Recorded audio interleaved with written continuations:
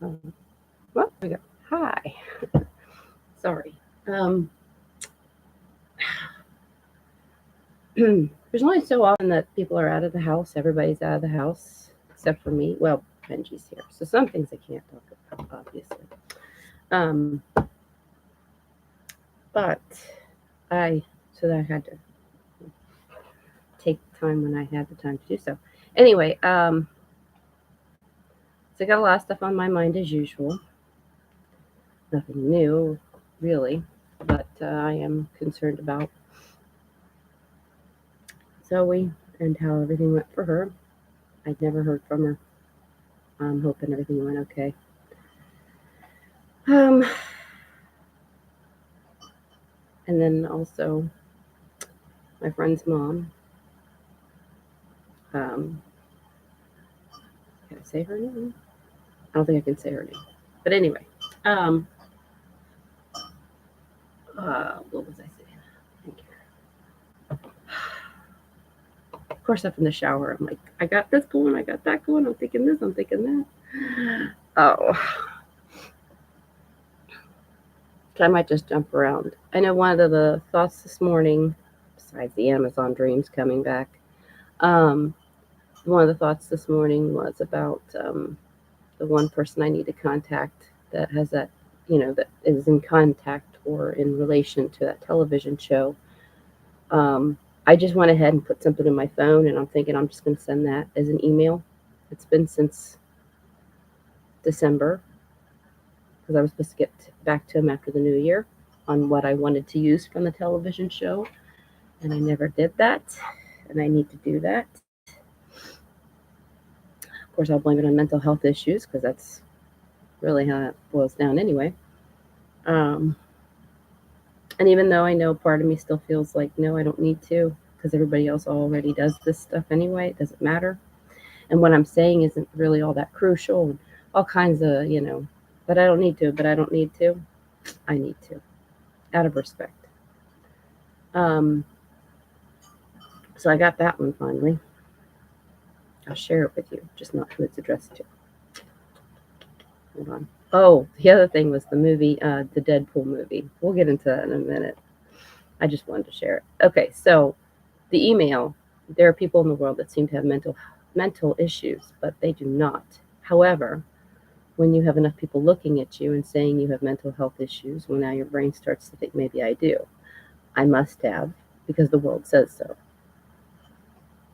So the brain begins to turn kind of inward to begin searching for what's wrong with them. Of course, there's nothing actually wrong with them, but that does not stop the search. The search continues and slowly over time begins to make the brain work differently. So now there are mental health issues. This particular person's thing in the show is important because I can use it to show others that there's actually nothing wrong with them. I know why their brains operate that way, and I want to be able to show them that it's a good thing. Yes, a good thing that their brains work that way. Can't tell you how many times I've seen like those court shows and stuff, and there's people that come on there, and I just want to be like, I know what's really going on with them. Please let me tell you. Ugh! People think that they're so a lot of times people think they're dumb. People think that there's something wrong with them, like they're developmentally dumb, and they're not. Because you'll see them when it comes to certain things that make sense to them. Here we go again. Make sense to them, all of a sudden they come to life.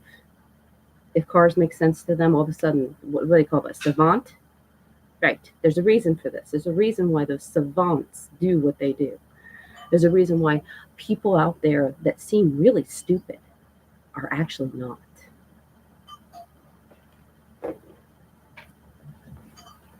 Oh, just the opportunity to show people. Tell people. Okay, so the Deadpool thing. Let's start off right off the bat with this one. This is not a kid's movie. I say that because, yes, hold on. I thought, well, it's a Marvel movie. And for the most part, they seem to be all right. I mean, especially when it comes to nowadays, kids watching what they watch. So maybe Benji can go see it, because it's for my brother's birthday that we were going to take him for the Marvel movie. It took me a minute to remember who Deadpool was. Is I really want to look at that. So no, not a kids movie. And no, I didn't take him. No.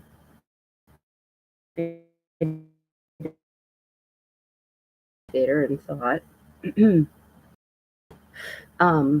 But yeah, it's a good thing I did not take Benji. Not a kids movie. In fact, um, I don't know if I saw Deadpool 2. I think I did, but I also don't know. But I know from what I have seen of the first movie as well as what I have seen of the second movie, we'll say. He seemed to be the one with the mouth. But in this movie, he's got other people having mouths too. Just saying. Anyway, so that's not what was on my mind though. um, what was on my mind when I first woke up this morning, one of the things that was on my mind was this. You know why Charles Xavier's sister wanted to obliterate everything? Because she wanted to go back to the beginning and see where things went wrong. That's really what her brain wanted. I need to know why. Why did I? For a long time, I don't know if she knew about having the twin. I'm guessing she did because of the whole mental thing inside the womb. But then once they were split, she knew nothing about what happened. And her brain just had to accept that. But once she found out, he was alive.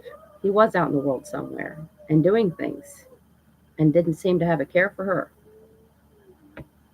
Right? Anyway, that's not what I wrote down, but I just had to throw that out there. Anyway, of course, she doesn't know that at the moment that she wants to exercise, because at the moment her idea is just to exercise her power of being able to destroy, just like she's probably been since she said she was raised in the void. She grew up in the void, which I didn't think you would be able to age in a place like that. Maybe. Well, so then she never learned all the things that a lot of children have to learn and things back and forth. So really, it was just about functionalism for her. It wasn't about emotional. Her whole life has been just functional. So pretty much once she destroys, then she'll create one opposite to the other. So, the idea is that, like I said, she's been pretty much very functional. Now we're talking the emotional. Anyway, let's see here. I can see her. I can see this sitting in a void type place once she's destroyed everything. So if she had gotten her far, let me just say something. These are spoiler alerts, by the way. I forgot to add that part. Hold on, my screen is doing that thing again. Oh, wait. I forgot to add that part. For anybody who has not seen Deadpool and they're going to see it, ta-da, there you go. So, sorry, that's a little day late and $1 short, and I can't take it back now because it's live. Anyway, that's the whole purpose. Can't take things back. So, where was I? Telling you, this is really helping me also talk online to my doctor, except for the fact I have to see her face, which kind of throws me off like constantly.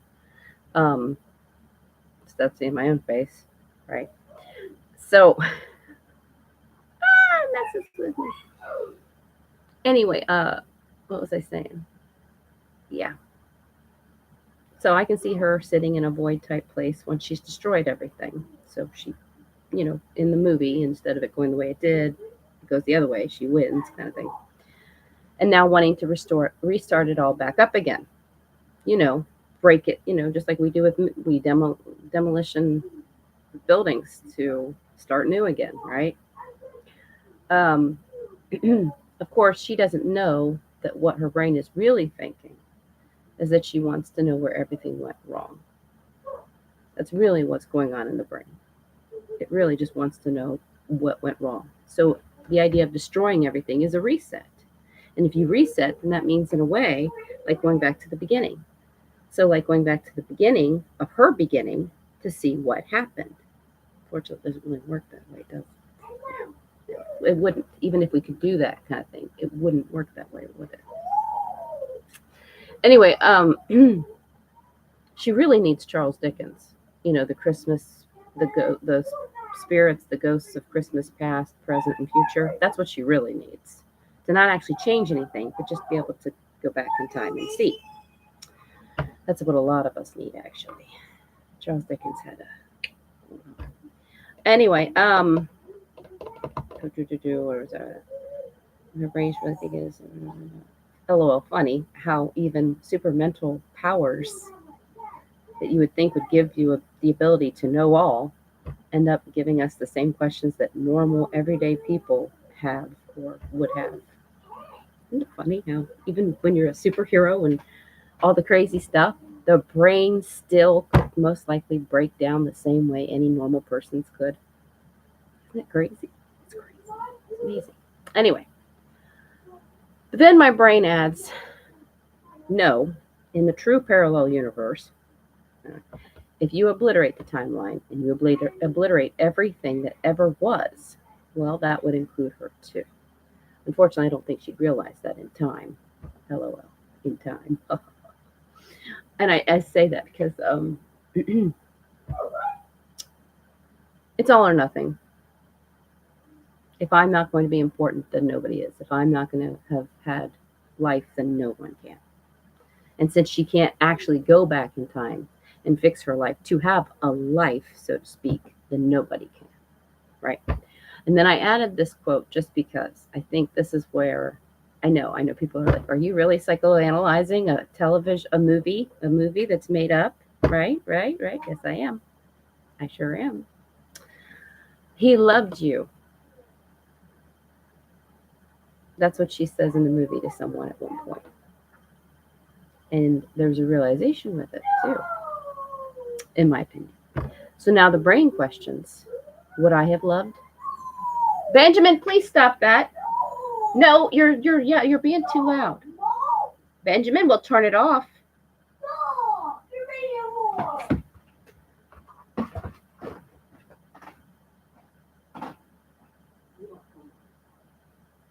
When mom is telling us to calm down, we say yes, mom. We'll do this. Now, your choice. Yes, mom. Yes, mom.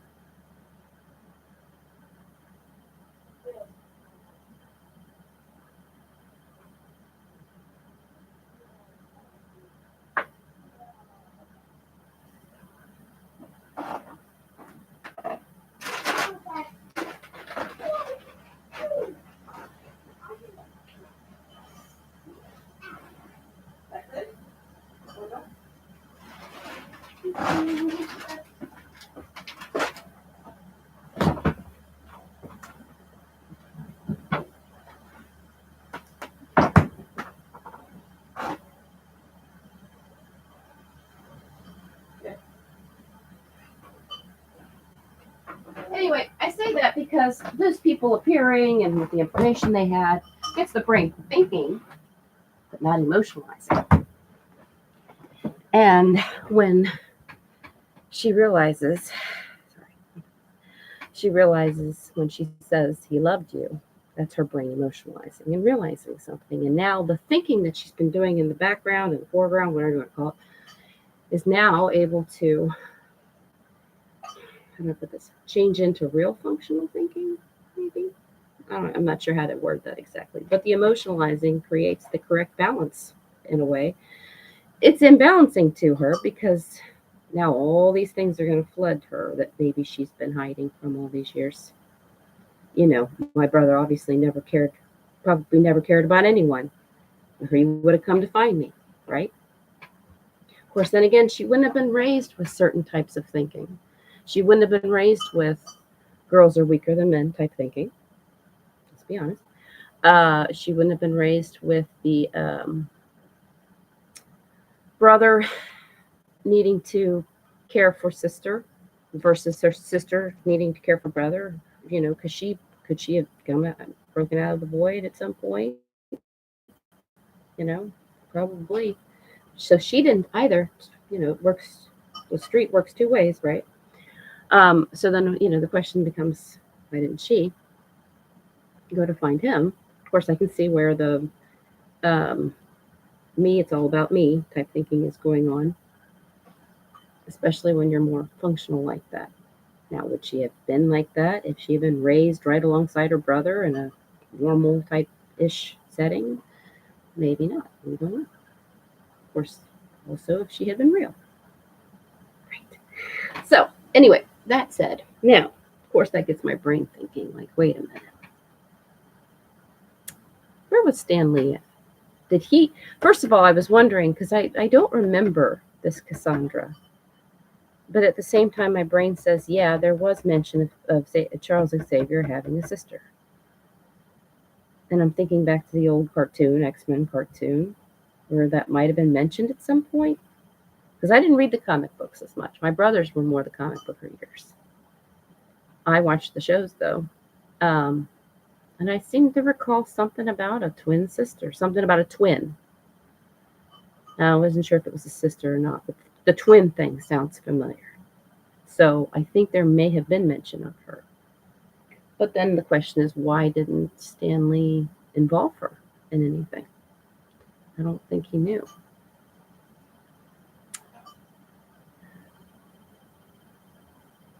It's tough. It's really tough because it's almost like delving into someone else's brain that you couldn't possibly be in, and you couldn't possibly know how they're thinking.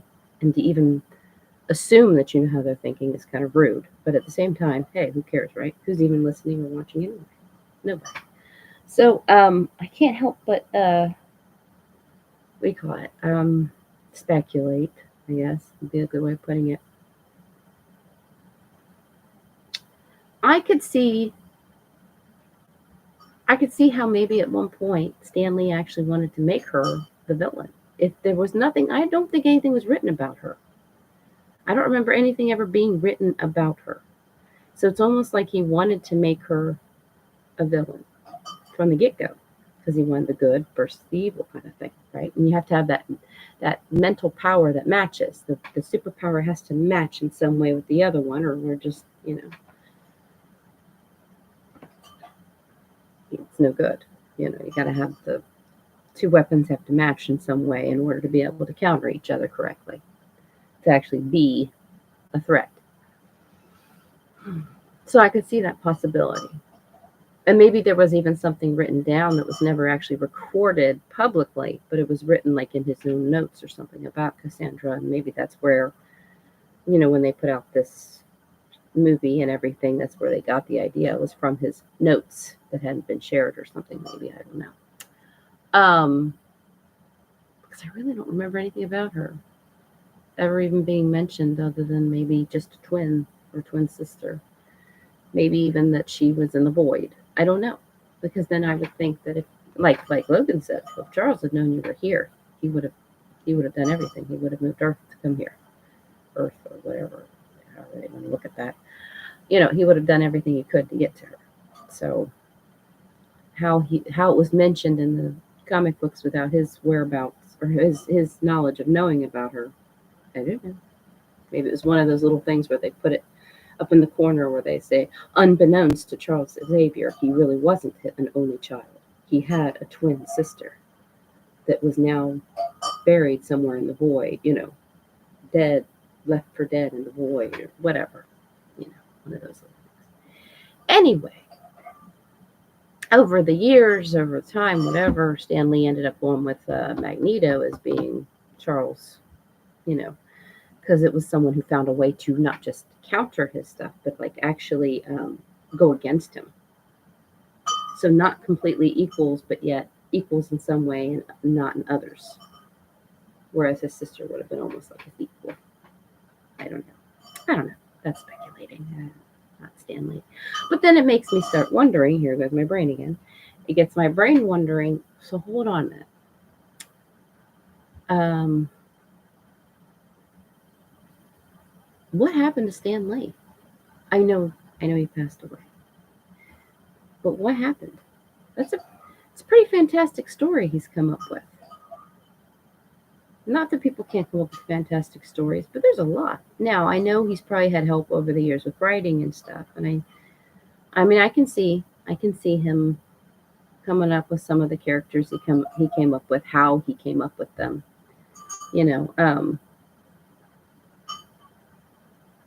Like sunglasses and the sun hitting into the eyes as opposed to, oh, wait a minute, coming out of the eyes. Can't be the sunlight, but it could be something else. I can see little things like that. But but it just makes you wonder, like, for as much as everybody is like, well, he was just a fantastic storyteller. Yeah, well, that's true, true. Well, I feel like there was something else that at least my brain does. So now I want to go research Stanley and see if I can come up with anything. I did it with some of the other people. Maybe we'll see. But of course, um,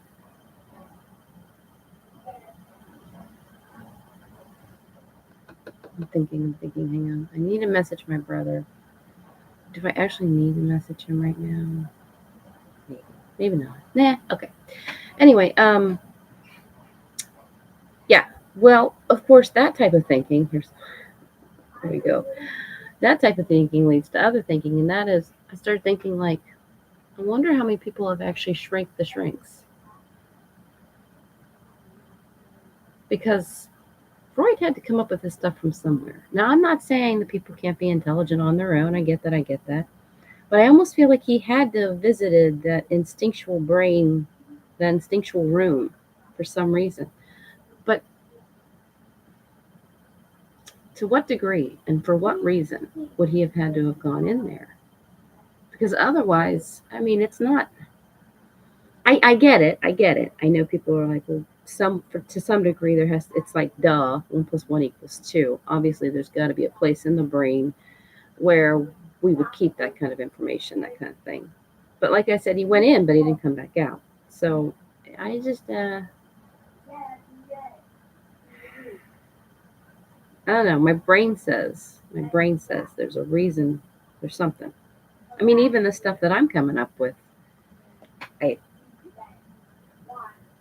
had to have come from something. Something had to have caused it. So, I'm taking the good. It's fine. Not yours. he sounds very happy. Something had to have come up from somewhere. Just like, like a lot of people say, my brain says yes. I don't know. I don't argue with it. Hello? I'm learning. I'm getting much better. I'm learning to not argue with that. There was something else I wanted to do. Well, I know I still got to work on the serial killer, the killer thing. I got to finish that because I have an appointment. Hold on, it just sent me a message reminding me of it. On Monday, back with the doctor again, and I've decided that I was going to, instead of talking about the theory, I'm going to start applying it, because really the theory is just words. They're just words. We have two sides to the brain. We already knew that, and they work this way and they work that way. Yeah, we kind of already knew that too. But it's what I do with the information that makes it unique and different. That's the thing. And so now I need to start applying it and showing how they would look at situations and they would see this answer and this answer and this answer, but not this answer or these other answers that could follow with that type of thinking. Because I'm not a doctor. Not in any way, shape, or form. And I probably never will be. Just for the simple fact that I'm over it. I'm to the point now. It's not about age necessarily, and not being able to go back to school, because there's a part of me that is like, ooh, that sounds exciting. The part that bothers me is not going back to school and spending all that time and effort and all that other stuff. That's not what bothers me. What bothers me is spending all that time and that effort not on the things I need to take care of, like the little guy in the other room. And the rest of my children that have suffered through the years because of a mom that hasn't been there, right? Right. So for as much as being a doctor would be amazing in some ways, no. It's not in the cards for me. It's not going to happen. So, next, something I was talking about. Yeah, it's about applying it. I got to do the not serial. I keep calling it serial killer, but it's not just serial killer. It's killers. It's deviation of the in the brain on a crime level talk. I don't know. I can't think of how else to say it. And I say it because I mean some of the people in there they were called serial killers, but the only reason so the one lady they called her a serial killer because she went from one person to the next. But she only did two. They suspected she was going to do three. They're probably right eventually. It depends. But I don't agree with them on the why she killed her second victim. I don't know about the first one, which was her husband, but the second victim, no, I don't think so. They say it was because she needed money, she needed a new identity. I don't think that's what crossed her mind when she met this woman. I think she found someone who was like her and reminded her of herself, and that makes sense. So she connected to it. And when that person, they spent again those television shows, they the timelines mess me up because one minute they're talking about how these people spent, you know, hours together and that's it. And then the next minute they're talking about how they spent a few days together. And it's like, well, okay, which one is it? I kind of need to know. So, so that's kind of like, well, if it was days, actual days, then no, the reason that they're saying is not true. She was looking for something that made sense. That's why there's the gambling. That's why she turned to the gambling. All these years, that's why she turned to gambling. There's something about gambling that made sense. Now, it could have been just the gambling itself that actually makes sense, which is, the numbers and the rules, the organization. On that table, there's only so many things that are out. They're out this way, they're out that, there's a something that you know what to expect and you know what's expected of you. Same as those little games that a lot of people with mental health probably play on their phones and whatever else. Even though those simple little like Candy Crush type games and stuff, you think, oh, well, that's just because it's something to do. Well, yeah, because the brain doesn't want to be idle. Just staring at the wall, doesn't actually want to be that way. Doesn't make sense to be that way. It needs to be doing something. Well, 'cause if we can't be living real life, then we'll live in life. I'm sorry. We'll live the life in the phone. And it's step one, step two type games, and we know what's expected of us. And even when we do have to, make our own decisions on things, it's not.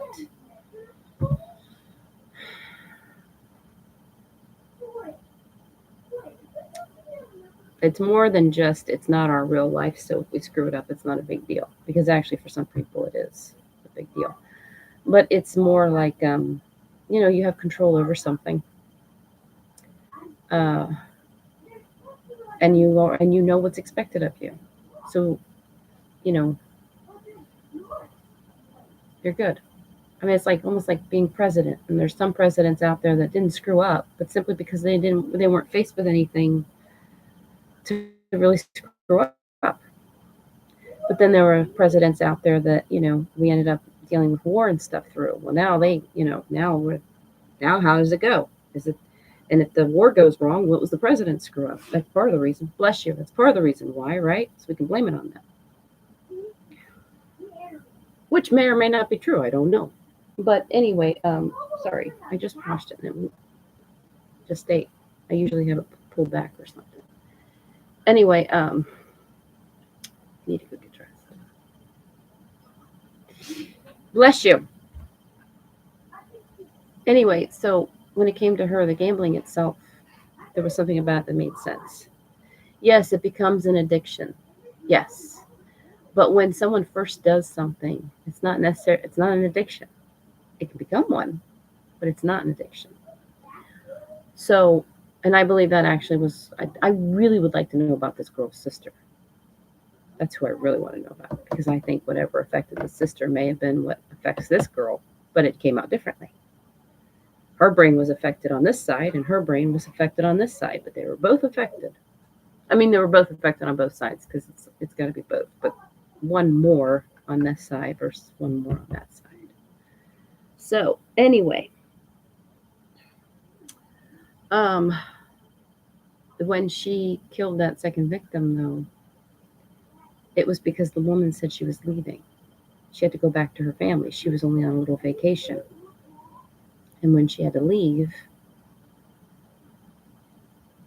I think her name was Lois, the woman who was the killer. She was the gambling grandma or whatever. I don't remember seeing her on the news or anything, but I didn't watch TV very much. So, but when she had to leave,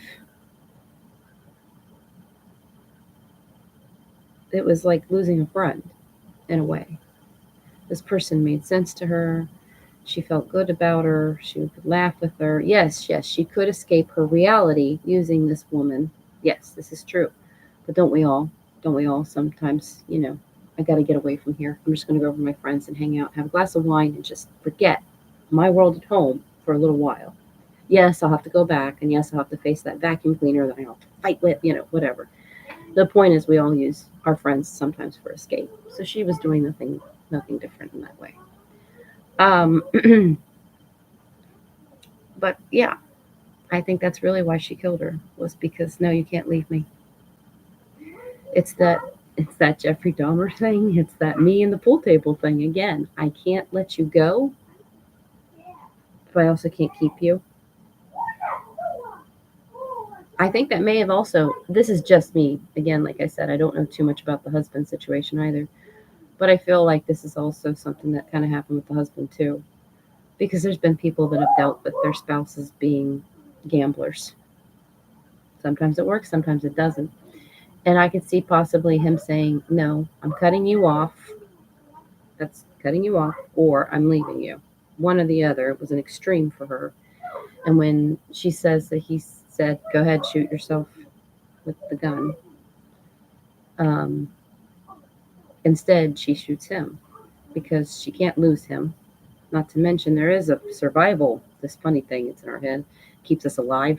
So instead of shooting, if we have to shoot the gun, instead of shooting self, we have to shoot other. That kind of makes sense. But anyway, but I don't really deal with the husband part too much. That one happened. I do believe there was a mental health issue going on before that.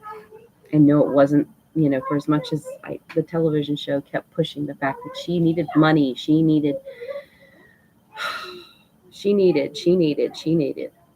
I don't think that was necessarily, that's not what was fueling it to begin with. That's not the source of what was happening. That was what was showing at that time. And yes, she did get money out because she did go to the casino to gamble. And why? Because I can already see it. The woman does what she does, right? She kills the husband. And then she closes that bathroom door. And I can already see it. I don't even know what the bathroom door really looked like, but I can already see, even if there really wasn't an actual gap, because the brain is over focusing on that point, it's going to pick up on light that nobody else is going to pick up on coming from underneath the door, or from, it just you ever notice how the brain sometimes just picks up on noises and other things that other people are like, what are you talking about? You can't hear that person eating from across the room, things like that. When there's an overfocus going on, then yes, they're going to do that. And so I could see her seeing the light from underneath the door.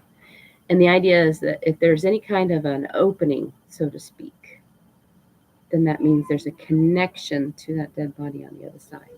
And at this point, she didn't know what to do. So she had just covered him. I believe she covered him with laundry. She, had what was available. There you go. Because she had to detach from it. She had to not be able to see it. But then once she covered it with laundry, she still knew it was there. So she had to close the door. And then there was still that connection to that. So she had to shove the towels in front of the door. So that now that's sealed off. Just like in the movies where we seal off the bad creature inside the thing and we make sure to go all the way around to seal it off completely. Yeah. Well, it's kind of like that same type of thinking. I'd really love to see the bathroom door, the pictures of the bathroom door before they actually opened the bathroom door. Just to see how much it actually, the door frame actually went around the door, how close it did. Those are the weird things I'd like to know. Anyway, I think that at that point, if you're trying, you need to detach, but you also can't at the same time. You know, you put a sheet over the top of a dead person's body, says Jeffrey Dahmer, but it doesn't make them disappear. So now what do I do? Now what do I do? Now what do I do? It's like now she's got this situation going on where, I mean, I can't speak for what was actually going on in her head, if there was a psychotic break happening or whatever. I can't speak for that. But I can say that at some point her brain said, what makes sense to us is gambling. We need to gamble. And in order to gamble, we need money. So she takes the money. So when they're talking about how as soon as she killed her husband, threw the dirty laundry over the top of him in the show, this is what they're saying, threw the dirty laundry over the top of him and then took whatever money she could and then just took off. They're making it sound like it's, that's just all, but I don't think so. I don't think it was that easy. Not for the brain, not for her brain. Maybe it looks like that. I know they say it looks like a duck, it acts like a duck, walks like a duck. It's got to be a duck, right? I don't know. Maybe in most cases it is. Maybe there's every once in a while where it's not. Maybe it's a swan that thinks it's a duck. Anyway, so yeah, I can see that with her, and I can see what that was her move. That was her move. Wouldn't you think that the first thing you would do? I mean, let's be honest here. I know that they're looking at her thinking, "Oh, she's being cocky. Look at her. She got the money out. She went to the casino. You're not going to tell me what to do." I don't think that's what was going on. I don't. I think that if she did say those things, here we go again. Here we go. Like I'm inside someone's brain and I know better than they do. Even if she's on her way driving to the casino going, "You'll never tell me what I can and cannot do anymore. I'll show you." I don't think that was what was really going on inside her head. I think that sometimes our brain will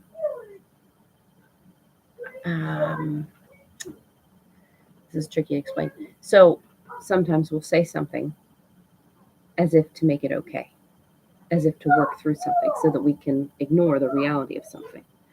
And I think that when it comes to her, the brain has to justify it in some way. I just killed someone, and now it has to justify it in some way. You were telling me I couldn't do things, and then that's not right. You can't tell, things, something like that kind of idea. So even though she's saying these things, and even when she was interviewed probably by the police later on, may have even said those things, I don't think that's necessarily what's going on in her head. I just get a feeling like, no. It makes sense why she would say that. It's a distraction from the real reality. But it's not really what's going on. The real reason she needs to get to that casino is because she needs to make sense of her situation. She just needs to make sense of something. Something needs to make sense. I'm spinning round and round and round inside my head. I don't even know it. All I know is I gotta get to this. I gotta get there. I would like to have seen videos of her driving from her home to the casino, because I would like to see how she was driving.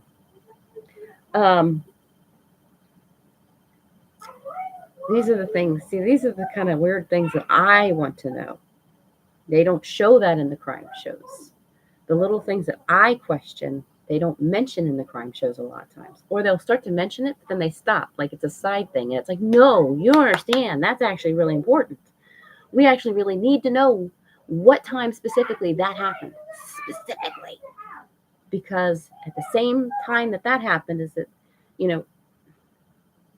I don't know. It's like the Dr. Kavanaugh thing. His thing was all about times and dates. The numbers. That's what my brain says. It just says the numbers.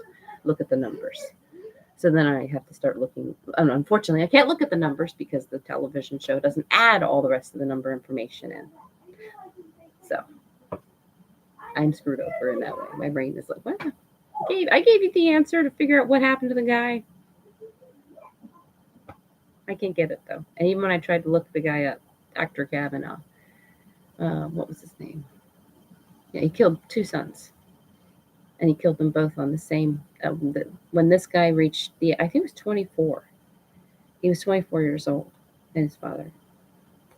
Yeah, and he got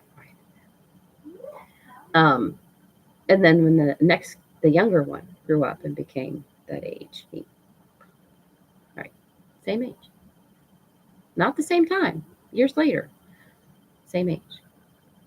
And I knew in the very beginning, before I even knew about that part, when I was watching the show, I had never heard this guy before, nothing.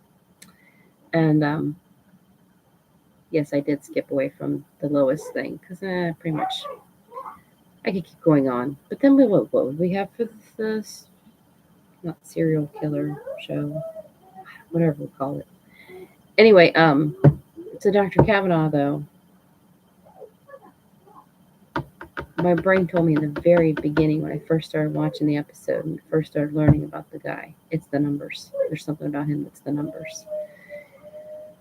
And so I was watching, and it didn't look like a number thing at all for a good while there. It looked like he had a very emotional thing going on, because he was married twice, and what was it?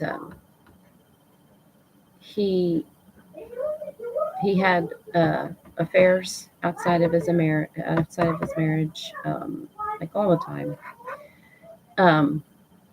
Now I know I can see the searching going on, but then searching for what is the question. So I think there's something to do with that 24 or whatever it was that he ended up his sons. There's something about it. Might involve his own parents. I don't know. It's very difficult to say. He might have been 24 when he got married the first time, and then he got divorced, and he got divorced at the age of, or he got married or whatever age, and then 24 is when he got the divorce. So either way, there could be something about it that was ending about 24. So then that number gets stuck in his brain as being of importance that he can't let go of. And it's almost like playing the devil's advocate, I guess, and saying 24. Gotta kill, gotta destroy something at 24. Because like the marriage might have been, ended at 24. But before that, and this is where I'm again speculating because there's nothing about this in the television show, not even a hint of it. Before that, something happened. So before that man, that Dr. Kavanaugh himself was 24, before he was married, something happened before that. And that's the source of the issue. It's really just, you wouldn't believe sometimes what turns people. I don't want to act like a know-it-all. I really don't. But when it comes to people becoming killers, and not crimes of passion necessarily, or sometimes they actually seem like they are, but they're not. But like serial rapists, serial killers, and a few others too. You wouldn't believe what's actually causing it to happen. It's that thing I've been talking about. How when you're born and you're a certain way, and people say, "Why are you so different? What's wrong with you?" And you can't help but want to know what's wrong with you. Your brain needs to know. These are people that your parents say it to you, that they gave you life, and they're saying, "What's wrong with you? You created me, but I don't understand. I'm confused." So the brain turns inward. It can't. Where else can it find answers? It turns inward, and it's not supposed to. Not like that. And now and sometimes they seem like they're okay for a good while. Maybe they get married, have families. But it's still that source problem that started everything. And it still hasn't been answered because there is no answer. When people say, "What's wrong with you? Why are you so different? Why are you so Why are you so quiet and you don't go out and you don't do anything and you're antisocial, or why are you a big dreamer? Whatever it is that's making people that extreme, and people are looking at them and saying that to them, that person can't do anything but have to wonder what is wrong with me. And because there is actually nothing actually wrong with them,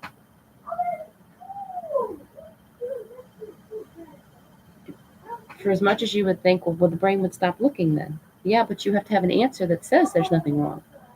In order to stop looking, in order for the brain to stop its searching that it's doing, whether it's doing it in the head, outside the head, living anxiety out loud, whatever it is, in order for it to stop doing those things, it has to have the answer, yay or nay. It has to have some type of answer. No answer is not an answer. In some ways it can be, but in this case, no. No, the brain needs an answer. When it comes to the functional side, it's not, oh, I really would like to have, no. Life or death need. I need this answer. I need this to make sense. And if you can't make sense of it, well, now the brain is going to start working in adverse ways sometimes to find those answers. And it will start using other people's bodies and killing and raping and whatever else to find it. They talk often about how killing is sometimes a sexually driven thing, right? It's emotionalizing. You have this person that, all their life they've been more functional, whether they were born functional or born emotional, they got functionalized or more functionalized than they really were. So then when it comes to that emotional side, haven't really been able to use it. Got to come out some way. Ta-da! It's like that was something else I was thinking about when I was laying there this morning. I woke up and I woke up a couple of times. My son, he's been having mouth issues, his wisdom teeth. Another way in which I failed my children. They should have had their wisdom teeth removed before they were 18 when they were still on my insurance. Now one guy doesn't have insurance. So I have to find a way to pay for it because it's my fault. This is one of the ways that I can make this make sense in my head to say I wasn't a good mommy, but here I am now.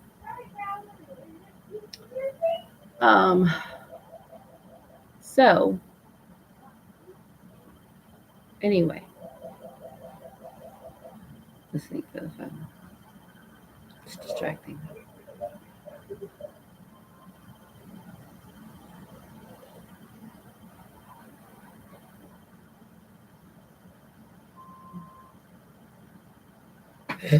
Go away, Blake.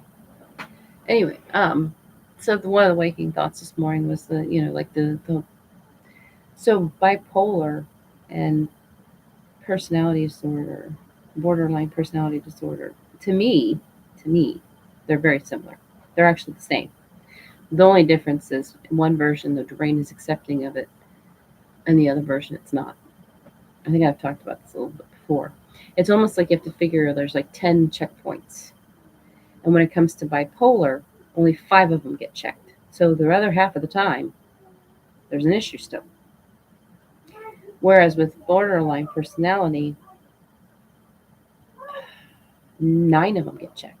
So it's almost like we've got a full thing going on here, but not quite. Otherwise, though, they're pretty much the same thing. They're one living as the other, which is why people, when they're not necessarily when they're being manic, but kind of like what they're being manic about, there's something around that being manic that is real for them. It's truth in some way for them. And the reason for that is because if you're not allowed to be who you really are, then you have to be this thing that you're not really in order to survive. It's like say a man is born as a man, but he's told he's a woman, and for the most part, he can keep up with it. We'll say he wears the dresses, he acts like a woman. But then when he sees a woman walking down the street with a cute little skirt, he goes, and his brain takes him to that other place where I want that, not that. I want that. Then, you know, now all of a sudden we have to actually get upset with ourselves because we're being the true us. And the reason it comes out as this big manic thing, though, is this big, to do, is because it's bottled up. The truth gets bottled up. In order to survive, the brain had to flip to the other side. But it knows it needs to go back. But the world says, no, no, no, no. No, you're supposed to be this now. So it's almost like the brain, like I said, it's like half of it is accepting towards it, and the other half is like, no, but that's the real me. When I see that pretty girl walking down the street with her skirt, I get excited by that because this is the real me. But I'm not allowed to be the real me. Now what? So anyway, that's just an example of how the brain, when it comes to the bipolar thing, is working. They wouldn't believe how right they are with the bipolar thing because it's one side of the brain now in control, whereas it was originally the other side of the brain that was in control. And they have to be different. They have to live differently. They have to. Yep. I had a family member. He was adopted. I don't think he knew that till he was older, and he had bipolar. He had great adopted parents. They're wonderful. He knew that, but he couldn't. He had bipolar and other depression, other issues, all that stuff, and he never really understood. Still doesn't really understand, why. I had great family raising me. What he doesn't understand is there's a part of his brain that needs that link. He did finally meet his biological mother, but who he needed was his biological father. I mean, he needed both, of course, but it's very possible that the one that he was actually most connected to, the trusted parent, was actually the biological father. Problem is, he died. The reason why the family member of mine was even given up for adoption was because, as I understand, his mother and father, she had just gotten pregnant with him, and I think he was part of the Navy, and he was playing football or something, and a football hit him in the head, dead instantly. And she couldn't handle, raising a child on her own, so she gave him up for adoption. If I'm remembering the story correctly, don't quote me. But yeah, the brain needs answers. It needs to know. Even if you don't tell someone that they're adopted, they sometimes just know without knowing. Their brain knows, they don't know. Because this link, this connection, this energy between them and the parent is not, it's not there. It's not the same type. And I know there's a lot of people out there who get upset, like, well, are you basically saying that people who are, adopted don't have a chance to have a normal life? No, not at all. I'm not saying that at all. I'm simply saying it's an awareness thing. A lot of times it's an awareness thing. If you know the reason why something happens in your brain, then that can help your brain to make sense of it just in that in itself. If my uncle had known that the reason he was having issues was simply because he didn't know his father and didn't have that connection with him. Sorry, I said I was trying to keep it just a family member. Anyway, but if he had known, then that could have made a difference. Then there might have been, well, first of all, there might have been a big difference in the sense that originally it was a closed adoption. Well, so back then, changing those kind of things, that would have been tough, I think. But who knows? Who knows? They may have been able to, do something. A lot of times people kept with the closed adoption because would it have been a big deal anyway? No. Would it have changed it? No. So they think. Right. It's kind of tough. It really is, but it is what it is. And yeah, I can't share that. That's a personal thing for someone else. Anyway, the point is, yeah, if you have an awareness in the brain as to why something is the way it is, that can help out a great deal. Like I said, there's people out there that are gay, and they find out, let's say that they use the theory and they figure out, oh, the reason I'm gay is because of such and such happening. Okay, and now I see why my brain flipped it, right? Let's just say.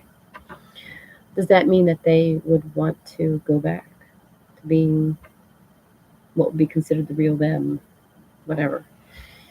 No, no, they have problems. It's true, but they have a loving family. They've got a spouse and kids and a home and a job. And no, I wouldn't change it for the world. Things aren't perfect, but But whose is? So now what? So they wouldn't change it. But the awareness itself can help. Just knowing why something happened, and not just that. Not and here's the big thing: not just why something happened, because there's a lot of people that know a particular trauma is what affected them. They don't know how it actually got into the brain and affected them. They don't actually, they automatically think, well, that's something that really hurt me when I witnessed that, and it really messed with me, changed my way of thinking, things like that. And it's like, okay, but you have to look at it's almost like they're going back in time, like Charles Dickens, Ghost of Christmas Past. But it's almost like the brain needs that kind of information sometimes. And so even though you might know or think there's people out there that think they know what caused it to begin with, doesn't necessarily mean it's going to fix things, because you have to know how it caused it. Not just that it caused it, but how. So anyway, I get off my soapbox and go get dressed because I need to. I was fighting with myself with my room yesterday. I would take the computer upstairs because it's something I need to do, is work on my room more. As always, I was sitting down here playing games with Benji, and I was like, okay, I got things to do, and I went upstairs because I knew Judge Judy was coming on, and I wanted to watch it, but I also wanted to work on the room. As soon as I get upstairs, I sit down, I look around. First thing I do is look around every time. Well, I could do this with that. No, I can't. Well, I could do with it. No, I can't. Well, I could. No, I can't. Well, I could put that there. No, I can't. Well, no, no, no, no, no, no, no, no, no, no. And that stuff used to just depress me to no end, put me in bed for hours. But now that I know what I know, it helps out a lot, changes things. So, yeah, I guess you could say I still got depressed, but I could laugh through it. I knew I needed something that would making the change in the room, because at this point it's not just I could, no, I can't, no, I could. Why can't I? So what's actually stopping me? What's the brain saying I don't need to? You'll change something, and that's going to what? Magically fix everything in life? Nope. Then we're not going to change it. No point to. No reason to. Even if somebody else has asked you to do something for them, doesn't necessarily mean it's going to happen. For the simple fact that, do you need to? As selfish as you can think of, and in the most selfish way you can think of, do you need to do something? Nope. Then you're not. So, for as much as it would be wonderful for me to get that room upstairs under control for myself, for Benji, not gonna happen.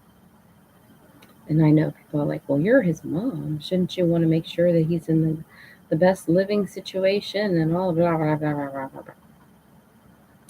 Is his living situation going to stop him from breathing? No. There you go. And is mine? Nope. Well, then there you go again. I know it sounds crazy for it to be that kind of simple sounding, but it is. We don't want to by nature, we human beings do not want to put more into something than we need to. We don't want to work harder than we need to. Yeah, there are some people out there that I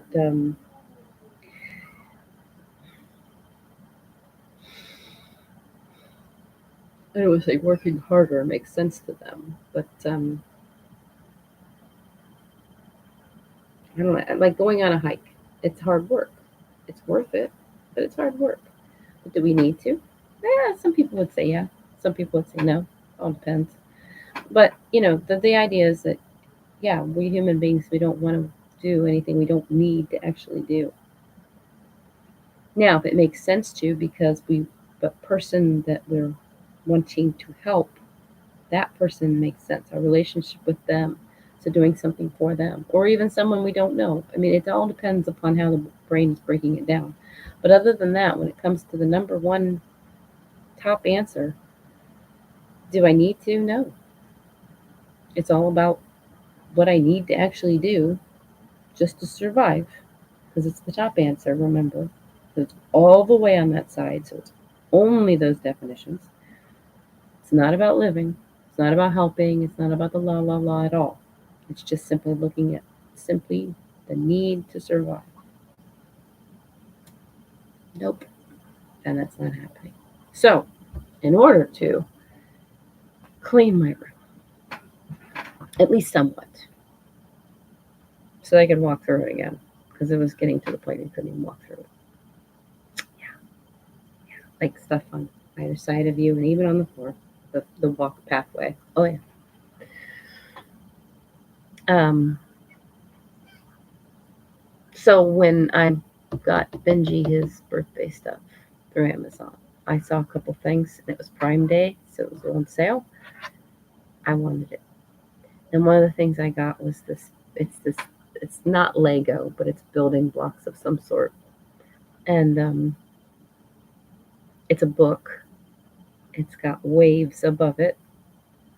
And it's got this pirate ship coming out of it, just crashing out of the book. Like, wow. Of course I had to give it. I know. Like, I need more stuff, right? And I have gotten really good about not buying stuff, at least to some degree. Like, I'm not the hoarder I once was, like actively collecting. I'm still hoarding it, but I'm not actively collecting more like I was. I do have my moments, though. And it's actually a good thing that I got it. And the reason I say that is because I got a little depressed yesterday, because when I came downstairs, after sitting there for the longest time and not doing anything, just sitting there watching TV, and then finally I took a nap. Yeah. And then I woke up and I was like, okay, I'm making tacos. It's Taco Tuesday, so I gotta get moving. So I went downstairs to start working on the Taco Tuesday stuff. It's a little bit of a production, takes a little bit of time, but I was going down at a reasonable time. Excuse me.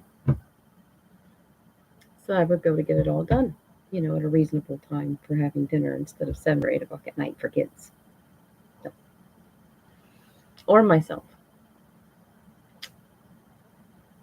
But my son pointed out that I don't remember how the conversation started, but he pointed out that I brought Reese Pieces to the movie theater. I brought this baggie of Reese Pieces to the movie theater when we went to go see Deadpool.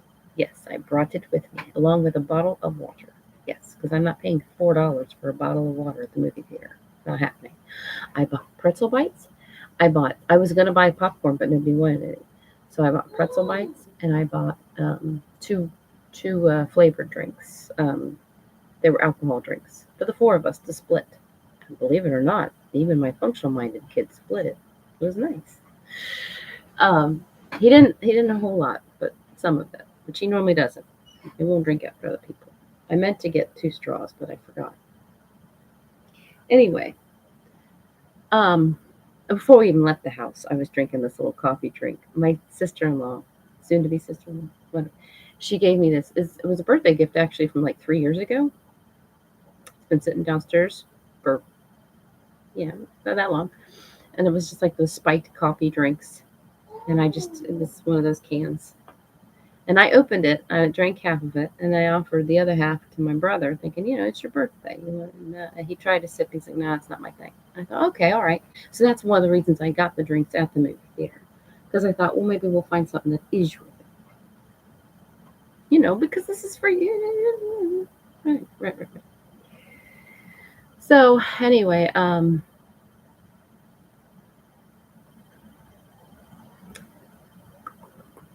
so like I said, I brought the Reese Pieces. And I was like, look, you know what? I bought some of their stuff, and I brought a little from home.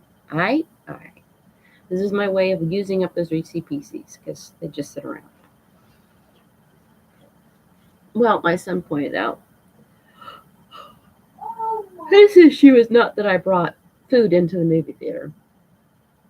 His issue is that I brought those Reese Pieces because they're not good for you. Like if you look at the ingredients on them. Sorry, Reese Pieces. Not trying to. I still love you, but yeah. hmm They're not really all that. Not a bag of chips for you. So there you go. And my son was pointing it out. Well, like me, he doesn't just point something out. He will repeat it. And even if you say to him, "Yes, that's true. You're right. You're right." Next time I won't do that. He will continue. Because guess what? By nature, he's emotional minded, although he seems like he's functional minded. See that flip flopping? Ah! You can tell. Oh my gosh, you can tell. I I can't. I don't want to go into too many personal things about him. Boy, he's a good example sometimes of how somebody who's on one side ends up on the other. I don't think a doctor would necessarily diagnose him bipolar just yet, but that's because it hasn't gotten triggered. Whatever it is, it's going to finally eventually break in him. It hasn't actually gotten triggered. It's threatened it a few times. It hasn't actually gotten triggered. I feel very badly about that because I know I have a lot to do with it. Anyway, um,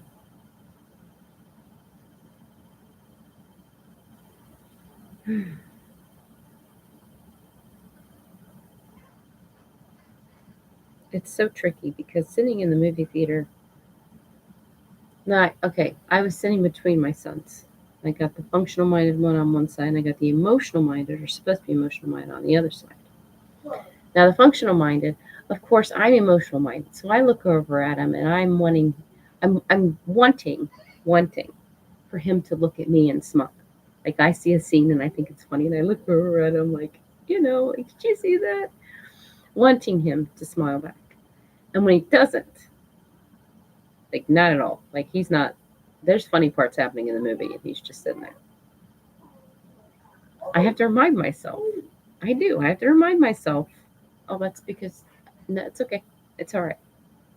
And that even though he doesn't look like, to me, he doesn't look like he's enjoying the movie. He is. He's fine. He's just fine. He had no problem. I'm the one with the problem. Simply because he's not showing. We're at a movie. It's funny. Deadpool was funny. Oh, it was hilarious. I'd watch it again, even though it's very inappropriate. A lot inappropriate. Um, I'd watch it again. And he's not. He didn't crack. I don't think. I had never heard him laugh. I don't think I heard him laugh. He cracked a smile a couple times, but I don't think I heard him laugh.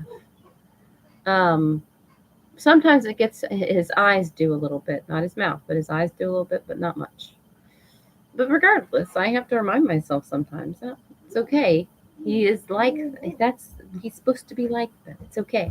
So don't keep looking at him and saying, "Aren't you happy? Aren't you smiling? Aren't you laughing?" Because that's going to make him go, what? Yeah, I'm fine. What?"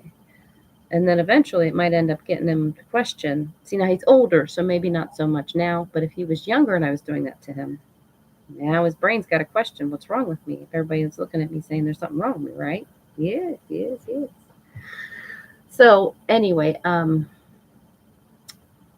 he's on one side. And he'll get after me every once in a while, like if I'm too loud when I laugh or something. But not really. I don't think he said anything at all. I don't think he said anything at all. This guy, on the other side, he pointed out when I was too loud a couple times. I could tell he was restraining himself, actually. I could tell he was restraining himself because I know there was a lot of times he probably wanted to point out something to me and he didn't. But not just that, but this is where it gets kind of tricky to talk about. But the way he was sitting back in his seat, it wasn't,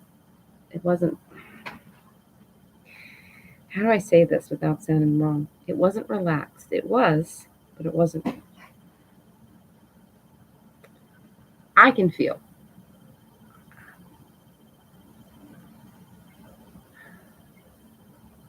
It's almost like you really want to be a part of things the way other people are,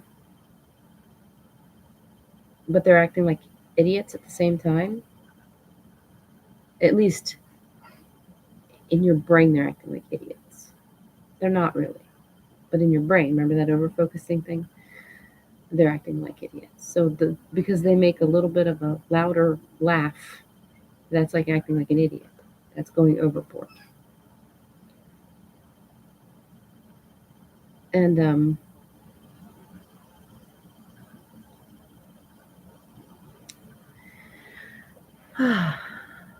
he wants, I can feel his brain wanting to be part of it. And yet I can feel his brain holding back. No, can't trust. Can't. Need to know what to expect. All those definitions, I can feel them just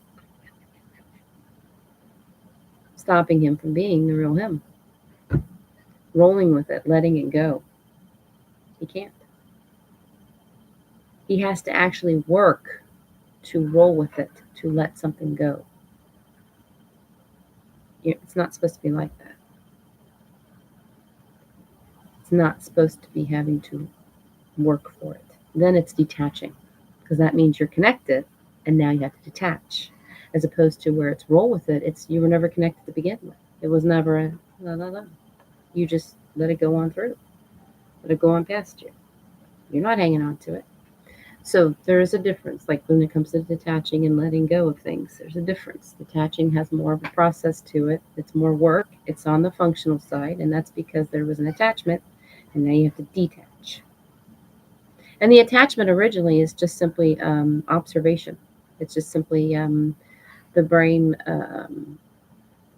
needing to know what's around it, and so it takes into account that it's taking into account this information right here. So that's the only reason it's actually attached to it. It's not actually attached to it.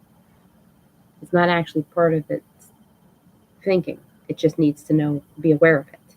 And now that we've been made aware of it, and now that we know what it is, now we can let it go. Now we can detach. But before we could do that, we had to just even take account of what it is. So that's why sometimes, that's why it's very difficult to sometimes explain detachment, because it's like it makes it automatically sound like it's just, no. You have to understand our brain, when it's functionalizing, or if it's a functional minded brain, will sometimes automatically pull information and attach to it simply because it needs to know, in order to know what to expect, in order to know what's expected of you, how much something is, like the value of the organ, all that stuff, all those functional definitions. In order to be able to answer those questions and to appease that side, so to speak, it needs to take into account that information. It's not connected to it. It doesn't need to be connected to it. And once it establishes that, then it can let it go, right? But it has to detach from it. But in order to detach, it has to attach first. So, anyway, that was a little side thing. But I'm glad I said that, because I think I explained it fairly well. I'm usually not the greatest at explaining that one, because it's tricky. People are like, well, isn't detaching the same as just letting something go? Just detach from it? No, because letting go, roll with it is you didn't even touch it. Letting it go is maybe where you kind of put your hand out and you're just kind of like, you could hold on to it. We might have even held on to it, but you're letting it go, and your brain is okay with that. And it's more of it's on the emotional side. I'm not really sure how else to explain it, but it's on the emotional side. Whereas detaching actually has involvement. You have to attach in order to detach. There's a extra process to it, so to speak. Anyway, so he's sitting next to me on the other side, and oh boy, I don't know how else to explain. I can just simply look at somebody sometimes and just be like, they were born this way, but I can feel a lot of this happening to them, and it's not right. It's just how it works sometimes, and that's he gets very over connected to things, and then gets very emotional about them, and things he doesn't even need to worry about. Like, I can understand if Benji was with us at the movie theater and him saying that about me bringing this snack that's not good for people. We're all 4 grown adults, though, sitting in this movie theater. So if a grown adult doesn't want to eat that stuff because it's not good for them, they can make that decision for themselves, right? But he gets so attached, so over attached. Like it's his job to make sure that everybody eats right. It's not. Never was. And one of these days, I desperately hope I'll be able to get my son to see that. Because if not,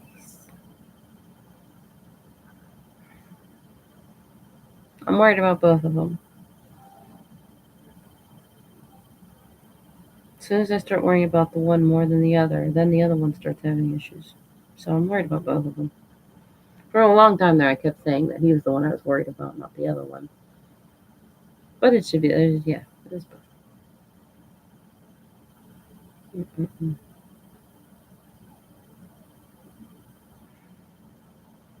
And I know it sounds kind of crazy when I say a lot of it you have to look at when they were a child.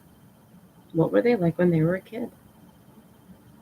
That son, he was roly-poly, laugh at everything. He should have stayed that way. To some degree. Yes, life changes us. It ages us. We become wiser. Things change. Blah blah all that stuff. There should have been that still hanging in the background. It's not. There's a want. I can feel the want to be that way. But it's being overshadowed. Even the need to be that way. It's being overshadowed by the need to control and to know what to expect and what's expected of me and all that other stuff.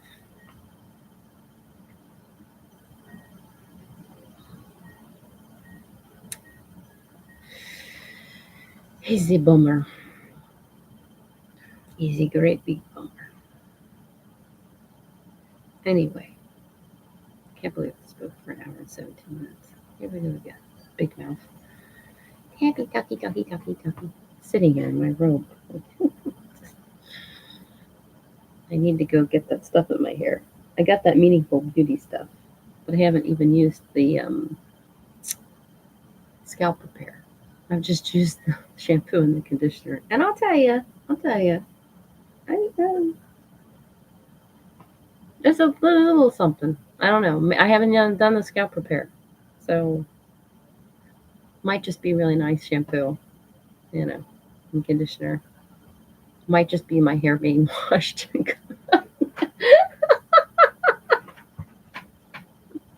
Oh, it looks really nice when it's washed. Just a normal human thing there. Yeah. Anyway, I have to go get dressed and make some lunch. And since it's already over an hour long, originally my goal was to kind of make it a shorter one and then turn it off. So it could stay a shorter one. But that doesn't always work well, does it? Especially not with me. And that's okay. In case I don't make it, people have the information. They have to sit through 8 hours of me talking like this, or walking away. I'll probably end up coming back downstairs and doing dishes and stuff. I need to actually find. I was going to exercise last night. I didn't finish talking about what I had done. yesterday. He was complaining about that. He goes on and on, right? Well, I was feeling kind of down because it's like, okay, you've already said your piece. I'm trying, be more patient with them. It's fine. It just, okay, yeah, okay.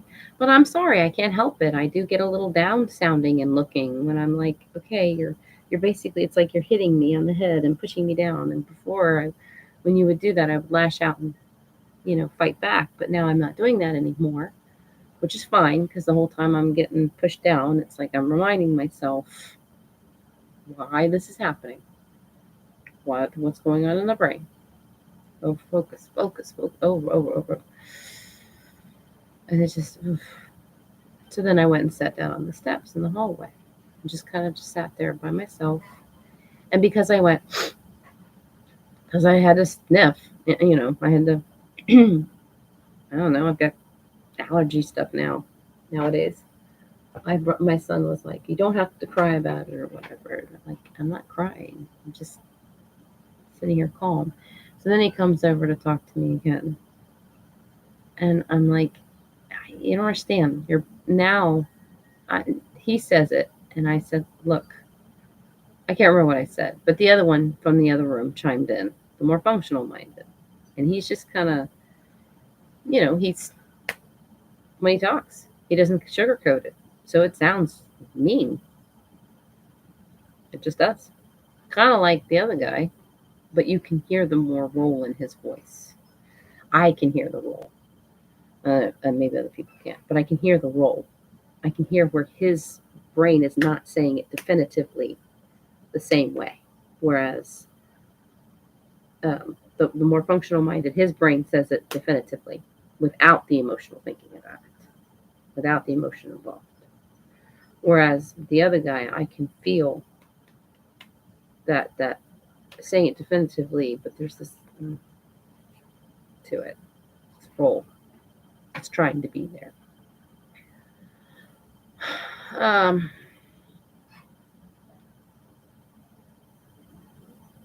Anyway, so at that point, the other one's chiming in, and I'm like, okay, now I can't handle this. I was just taking a break for a minute to let the situation de-escalate, and then I walk back out in the kitchen and keep moving on stuff, But now they're both saying it, and I'm like, nah, I went upstairs.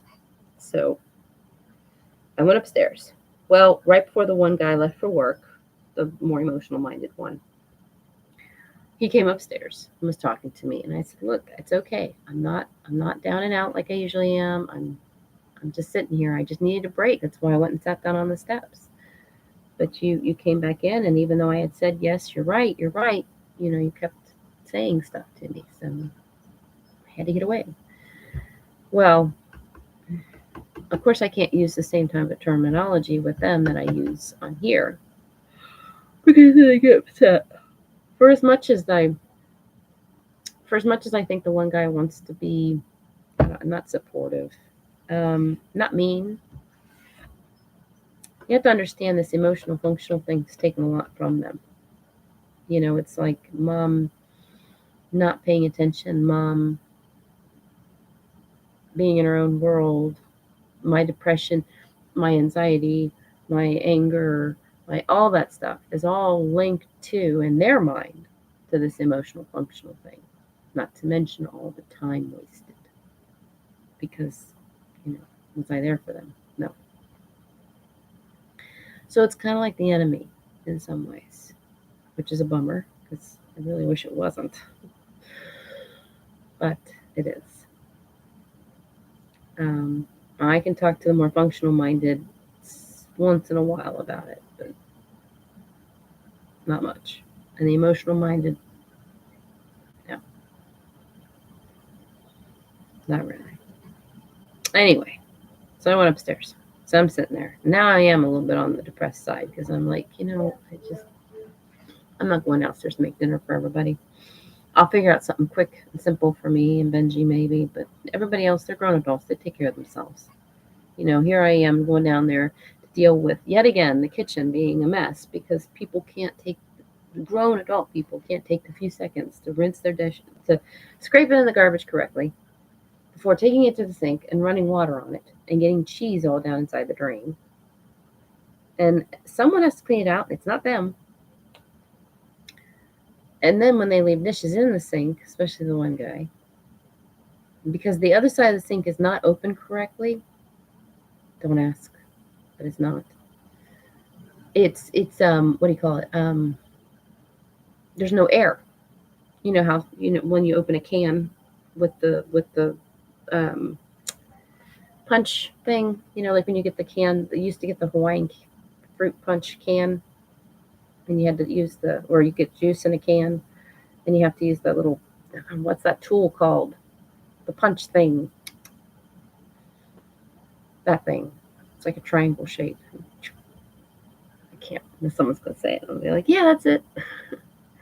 I can't think of what it's called. Anyway, yeah. But if you don't open one side, you have to open a little bit on the other side too, because it'll allow the air in, right? So that's how the sink works. The one side is supposed to allow the air in, so the other one can, so there can be proper draining. So there should be air coming from this side as well as this side, proper drain. Because there's no air coming from this side is not properly draining. And they keep covering it. The side that does have some air, they keep covering it with plates. And I fill them, rinse them, and stack. See the bucket? It's right there. It's right there all the time. Put the dish in it. Nope. Anyway, continuing on.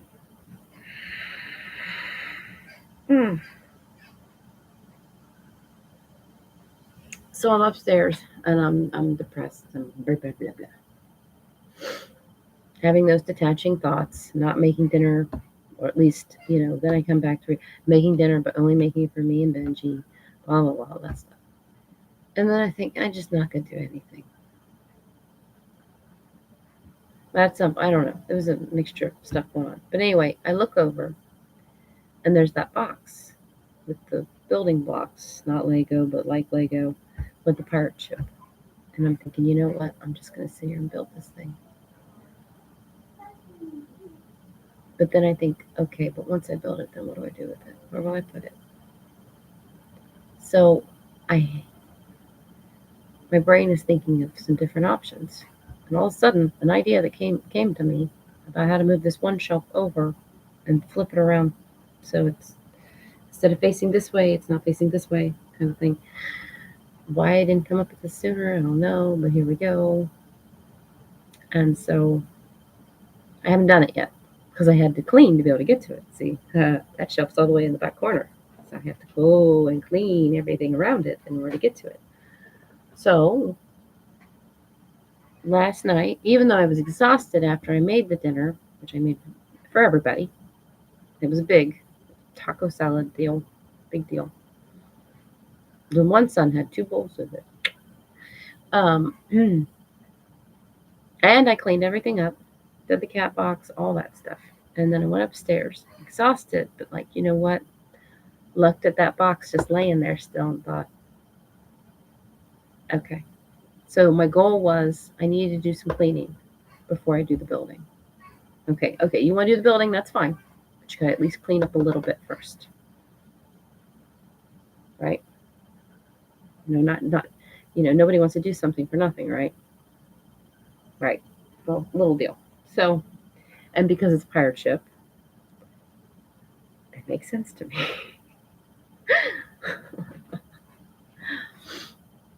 So, last night I cleaned. And I cleaned up enough space so that I could actually exercise too. Which I was really excited about doing that last night until my son wouldn't go to sleep. And I'm not going to stay up. I've done that before, where I've stayed up until after he's fallen asleep at 1 o'clock in the morning or whenever. So then I ended up just laying awake. I'm like, nope.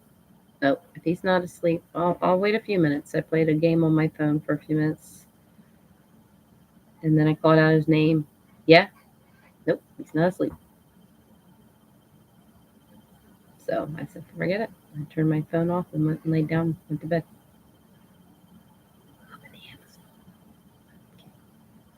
Actually, I didn't wake up in Amazon, but I didn't wake up in my own bed.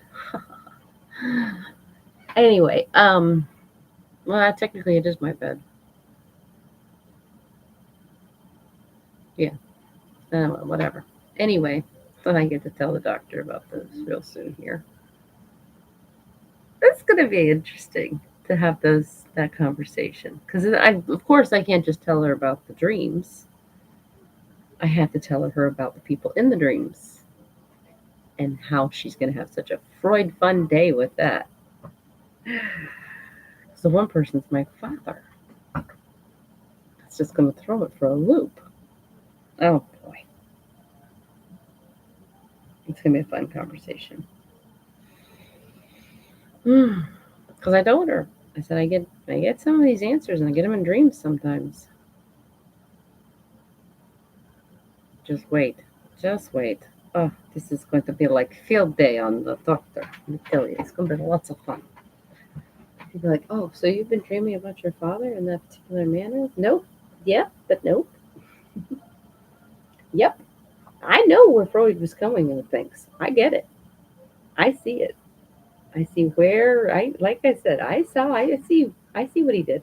He went in, but he didn't come back out. I went in, but I came back out. Actually, I've been in there a few times now.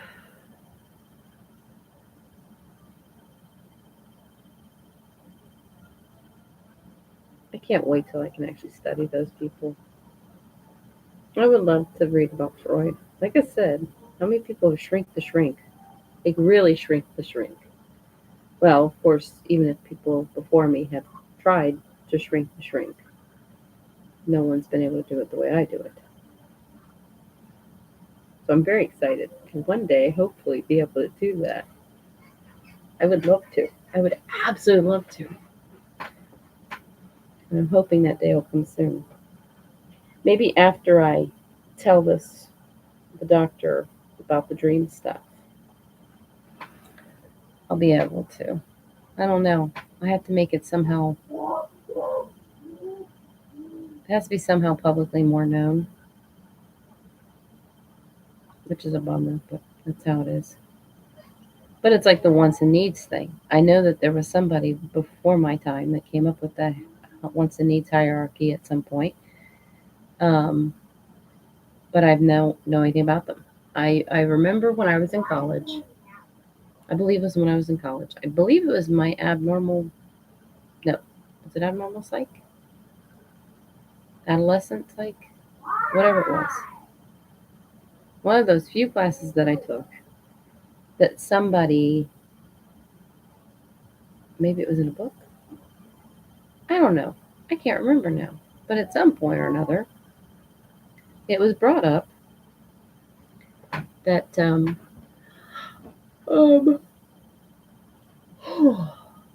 that there was somebody had come up with a hierarchy, a system of wants and needs, and mine might be very similar to it, but I know it's not the same.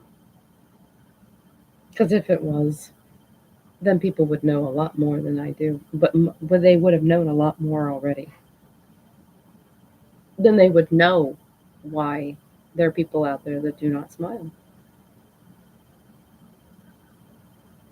or at least not often. It's annoying though. It's like they know all this information around, but not that piece. And that piece is actually what links it to other stuff. I know that stuff. Mm. So of course when I'm talking about it, it's like, yeah, we know that, we know that, we know that, we know that, we know that, and we know that. Mm. The only way I can actually explain the link, that piece that I know, and the link that it has is to actually apply it, to actually show it.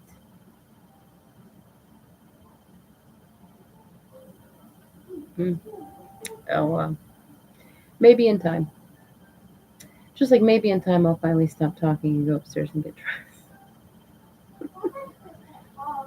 I've got to stop this. Oh my goodness. Sorry. I'm tired. I didn't sleep well. I slept fine. I didn't sleep well. Bummer. The brain's still searching for those stupid answers.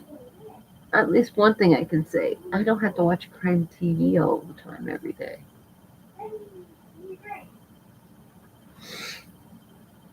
Just ever since I started talking to her, and told her like about the Dahmer thing and all that, I haven't had to. It's kind of a nice feeling. I still flip back and forth between that, nothing else on kind of thing. But I don't. It's like I don't. Part of it is because my brain doesn't want any more information on it. Like, first of all, it was never my focal point. I'm not obsessed with serial killers and killer, all that stuff. Never been my focal point. So no, I don't want to study it like that. But I definitely don't want to watch shows that are reruns. But unfortunately, my brain was stuck me with doing that for a good while. So, sorry. I asked my brother to get a can of corn last night to go with the taco stuff. But he didn't come back till later on. So by then we'd eaten already. That's okay. I'll find another way to use it. Maybe I'll make cornbread.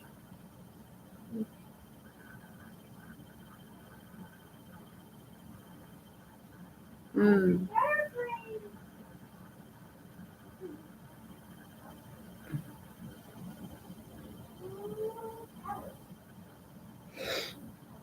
Anyway, I had to go upstairs.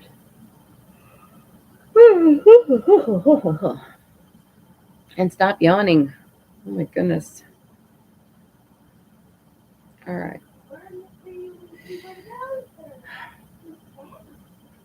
And I have to make a decision on if I'm going to come back down here. I mean, I know I'm going to come back down here, make lunch, and then go back upstairs or stay down here. I don't think I'll be able to make that decision until I actually do it. Because I really need to finish working on upstairs. I started something. I need to finish it.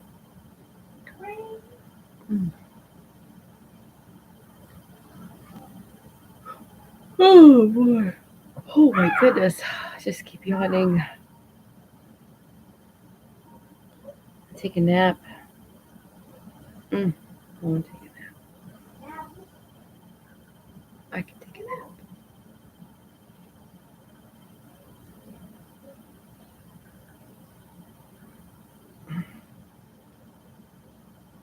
There's this thing in there. It's so weird.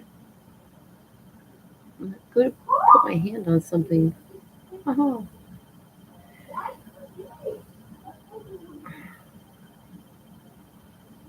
There's a string. I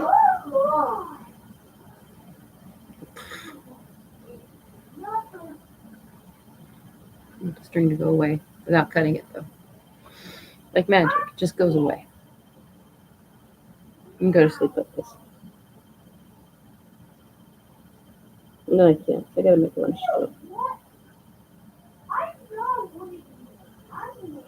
Oh, God, I can't eat anything.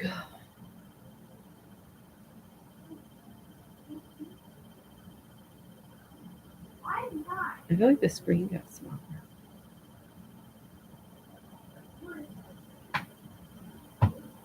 Oh, there's a person. Oh, hold on now. Now I'm not gonna go upstairs and get dressed. Let's see. Oh, I gotta move the thing over to the.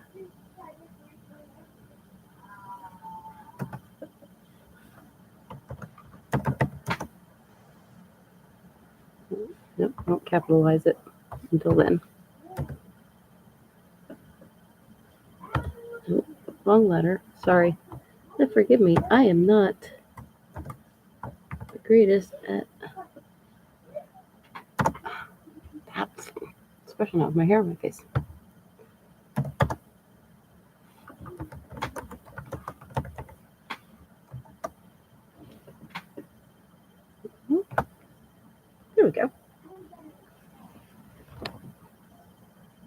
Oh, I forgot. I can just talk. I did that for a few minutes the other day when I was talking to Zoe. I kept typing to talk to her. And then I realized, like, oh, wait a minute. I can just talk to you. Oh, well.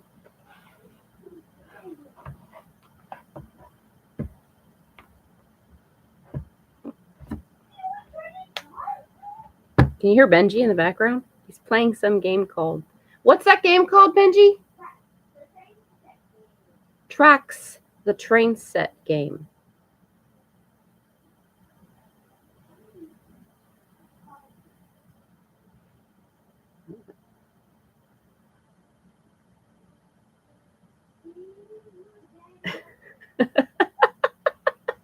He loves it. He got it for his birthday. His brother got it for him.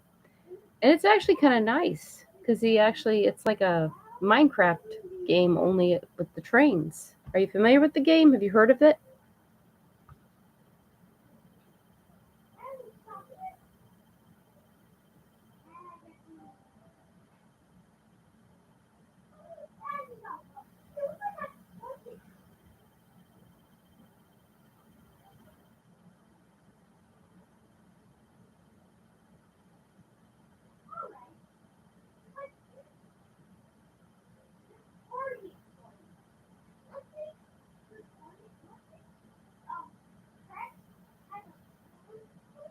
For Oh, okay. For kids though. Okay, I was about to say, because it came up June, and the problem is that on this screen, I can't. There's this little like circle with a heart in it, because it wants to give you options for you click on it. They're emojis, but then they cover up the words so you can't read. And it's like, well, what does it say? I can't tell. Actually, when we first heard about it, Benji liked these YouTubers. I'm trying to remember what they were called. Toy Kids Play? No, I don't think that's it. But it had a little lamb as their when their show would open up, and it was this mom and this dad with their little kids, and one of the episodes, usually it's with the kids, but one of the episodes it was just the mom and dad, and they were playing like after I guess the kids had gone to bed, they got this game out and they were playing it on the computer and they were showing people how it worked. So it's not just for kids. It's a lot of fun. I just didn't watch him. He wants me to help him build, but then he wants to take the controller from me and do it for me. So I just watch him.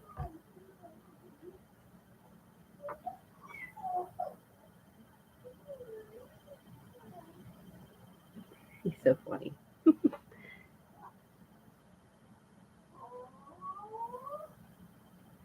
You can't get it to work on your phone. It's a lot easier there. Get what to work on the phone? The tracks game?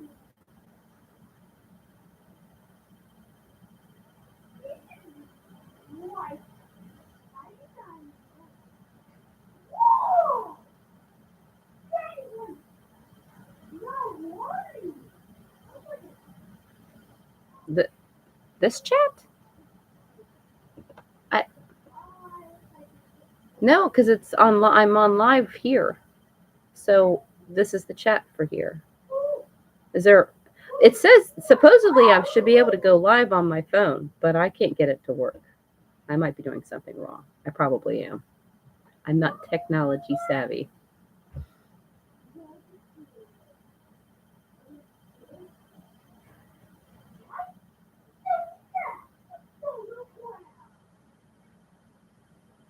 Yeah, I was upset. I was real excited. I was like, yes, I finally be able to do live on my phone. So then, like, if I'm out, it's a lot easier to carry. Oh my goodness. It's a lot easier to carry around this phone than it is to carry this mammoth computer upstairs and downstairs. Not only is it a big computer, big laptop, but it's prehistoric and heavy. Not prehistoric, but it's older and it's heavy. So yeah, it would be a whole lot easier. I even thought about trying to do it on my Kindle, thought that might be easier too, but I haven't been able to do it. Well, the Kindle thing, to be fair, I haven't even tried really. Eventually I will, maybe. I don't know. This is working. So do I need to do the Kindle? No. And even though it would make things a lot nicer, a lot easier, do I need to? No, because I have something that's working. Blech. I think we started to make a video the other day. I saw the older streams and I couldn't chat. Older streams.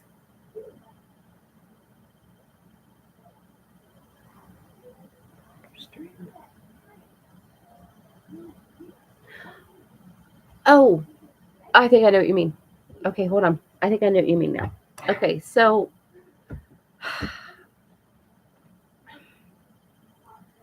when you go through the thing to set up doing a live thing, you can't just push button and say go live. It has to have a title, and it has to have a description, and it has to know if it's for kids or if it's not for kids. And it has to set up a time, and I don't know. I just pass through all that stuff. I don't pay attention. But when I was originally setting up the streaming, I was saying that it's for kids because it wasn't adult. Like I was under the impression that they were talking like adult programming type thing. I was like, no. This is home life. This isn't rated anything like that. So I was setting it up for that. Well, at some point, one of those little pop-up things popped up and said, when you stream this way, you don't enable people to talk, which at first I was okay with because, like I said, I when I first started it, you say you saw the streams. When I first started it, I was just like, I would rather people not talk to me, don't even show up. And I even would cover the screen on this part. I don't have it covered now, but I would cover the screen on that part so that I wouldn't know if people were there or not. It was a process. Step 1, step 2. First it was being able to talk on it, but it was visually covered. The webcam thing was covered. And so then I became able to talk on it and then visually able to be seen, but then I had to cover up this spot here where it shows how many people and if there's likes and things like that. Because I needed to pretend like nobody in the world was listening, or everybody in the world was listening, even people who are sleeping in another time zone. I know. But anyway, I changed that though because I don't want it. It's I don't want people to think it's necessarily for kids, especially because sometimes I do have some content that might not be a good thing for kids. Not the worst thing in the world, but it's not necessarily for them.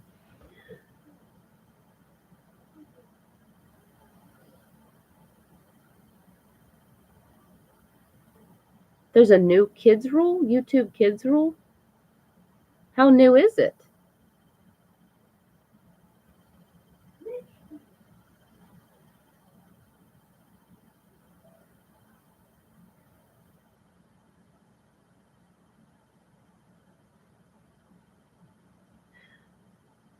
Oh, so you're saying that other people have put their stuff as being kid rated, even though it's not at all kid rated. I guess because they just don't want people to be able to chat with them. There's other people like me out there. Oh my goodness. Alert the media. Never used to be like this.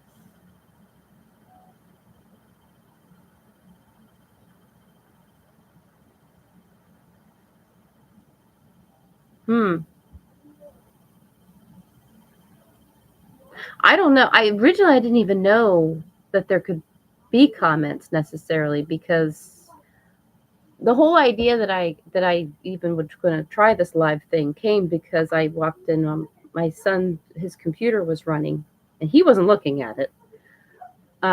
He was watching something. He's got like a 2-3 monitor setup, so he can be on 3 different screens at once, and he wasn't even looking at this particular live video of this video game YouTuber. And which is okay because they weren't looking at him either. In fact, they decided to walk away to go get something to eat, and they were gone for like 15 or 20 minutes. And because at first I thought, well, that'd be a good way for me to do stuff is to go live, and that way I can't change my mind about what I say. I would record videos, and then I think, no, I can't do that. I can't talk about that. I don't want to offend people, things like that. And so there's a lot of videos on my phone that I wouldn't even publish because of that. And I thought, well, I got to get this stuff out there though. So that would be a good way for me to do it. Oh, it's said now, can't take it back. It's live. So I thought, that'll work. But then the guy walked away, and I was like, he can get away with that? People are okay with him walking away to go get, he was gone for like 15, 20 minutes. I kept walking out of the kitchen. I was washing dishes, and I kept walking out to look at my son's computer like, it's still on. He's still not back. And then he came back with food. Like, okay. I guess if they can do that, I can do that too. I can just say, okay, I'm going to go walk away and then just leave this thing running. Wow, that's a loaded question. So I was worried in the very beginning that I would not be able to, how to put this, that I would end up having a repeat of summers past where I just sat inside all day, and he did too because I didn't take him outside. Yes, I know, bad, but that's how it went. And I was worried that that was going to happen again. So I've been trying against all odds type thing, keep moving and keep doing things. And so we've been every week, except for a couple weeks here or there, we've been going with my aunt and her grandkids to the park to hike.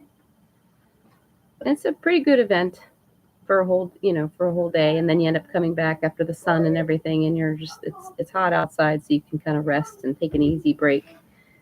And we've gone to the pool a couple times with them.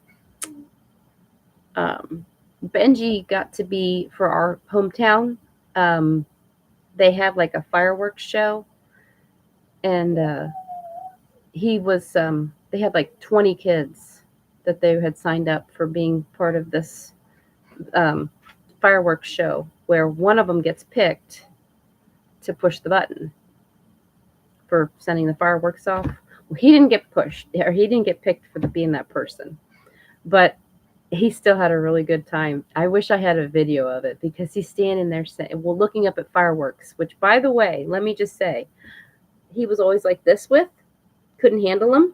They were too loud, had to have headphones on, and even then, stood there without anything, because they made sense to him finally.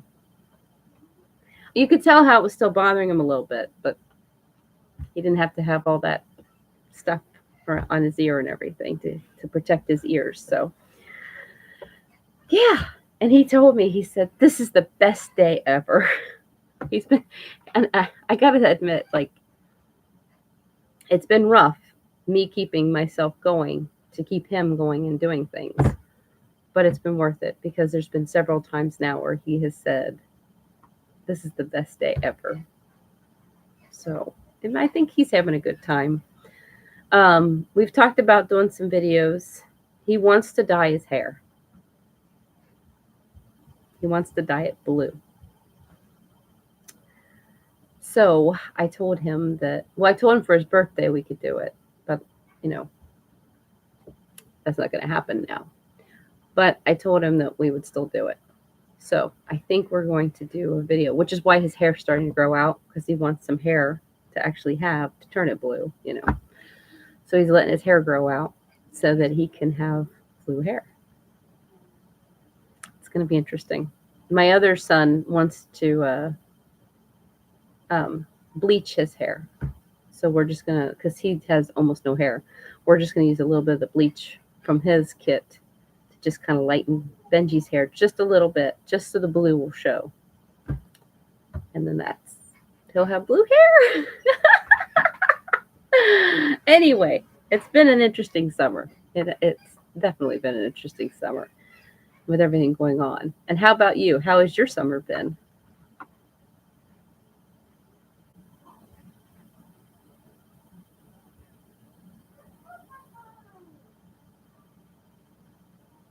Ah, it's not pink.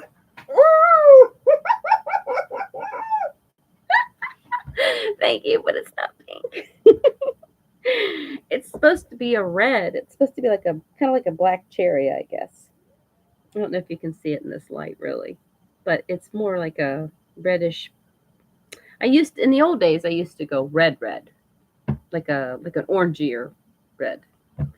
Um, but yeah, in my goal of trying to dehoard the house, I'm trying to get into the habit of use it or lose it.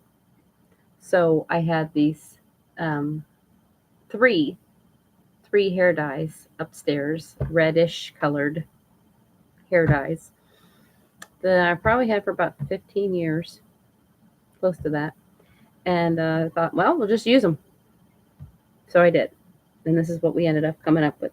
And oddly enough, I'm surprised. I thought for sure it would have like faded a lot more by now, but it hasn't, which I'm fine with because when it fades, it actually turns pink. Blech, bleh, bleh. I'm not a pink person. Hate the pink. But I knew that that was eventually what people would say about my hair. And then I would just have to dye it. See, there's a need now. Oh boy. Hopefully yeah, to me, I can see it. But I guess in this light of the computer, it's darker or lighter than it's probably supposed to be. I don't know. There's a lot of dead ends and stuff anyway. Maybe next I'll go purple or green. We still have some other. I have lots of hair dye downstairs that needs to get used. I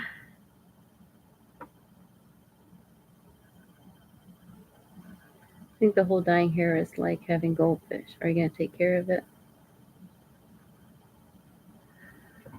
Well, he had his hair dyed when he was younger, but it wasn't like what do you call it? It wasn't like actual all his hair dyed.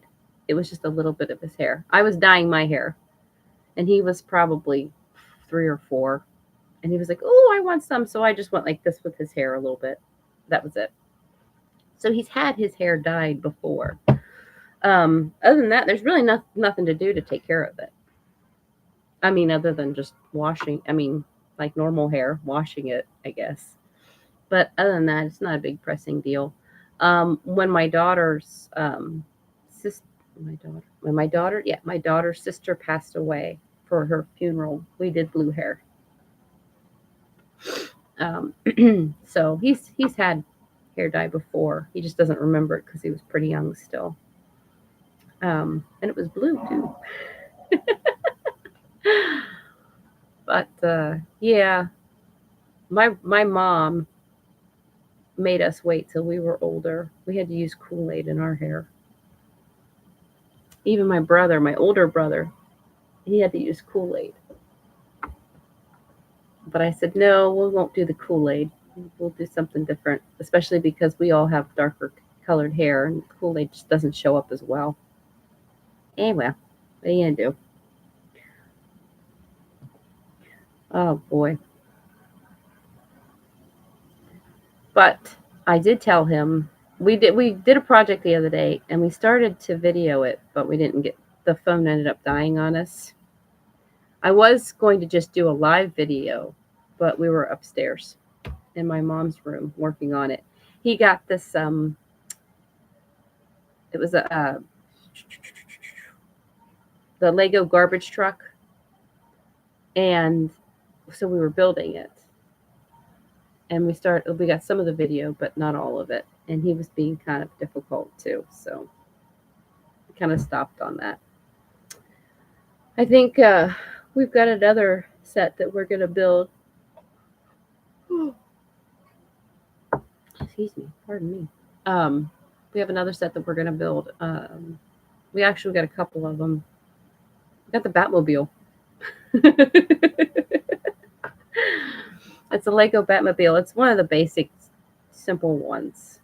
Um, it was supposed to be $20, but we ended up getting it for $7. Oh, there's a whole story with that. Oh my goodness. The woman originally there was something it was supposed to bring up as 7 and it ran up as 20. So I had the woman come over to fix it.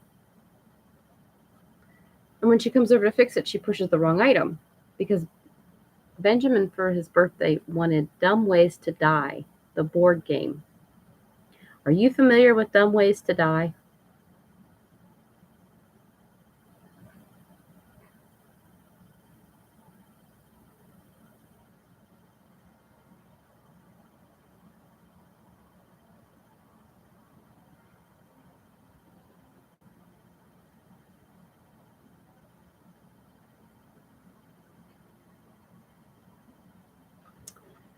The request. Can you see if he was okay doing his haircut one more time?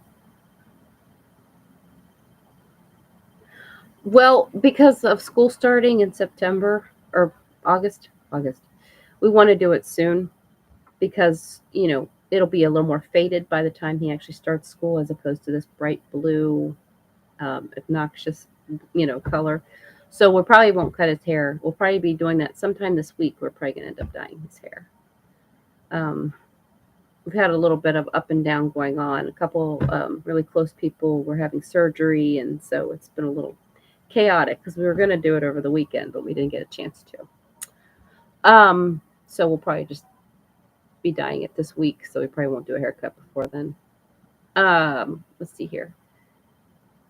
But we might do the video. I might do his hair being done live here in the kitchen. That'll be fun. Anyway, Dumb Ways to Die. So years ago, when we first got the Kindles, the kids, including my nephews and nieces and all that, we found this game. And even though it was titled as such, it was a lot of fun to play. I can't remember how exactly you play it, but it's just basically, it's like, do you remember the Animaniacs Good Idea, Bad Idea? It's kind of similar to that. Well, the board game, we tried to play it. We haven't really gotten to play it because it's a little involved. But anyway, he wanted this board game for, I think it was 20. And then on top of that, I got him this Mario Tower thing. Kind of like, I don't want to say Jenga, but it's this tower, and it's got these little platforms that you connect to it. And then you can take these little characters that they have and put the character on each of the platforms.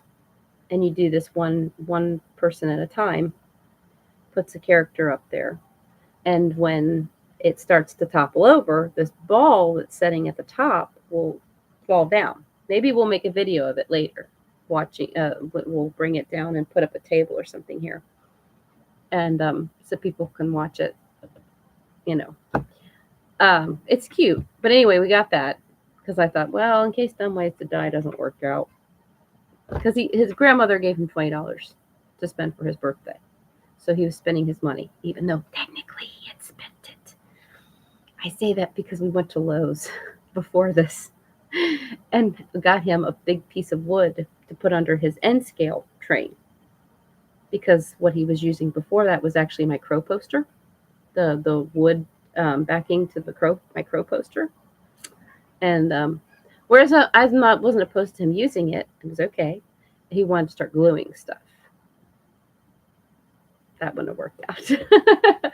Plus, he needed a better surface to work with anyway. So we got him the big piece of wood from the store, and then he also, while we're standing in line, he's standing there, all excited with his money, and we're standing in line, and he looks over, and of course his brain sees this before anything else, right?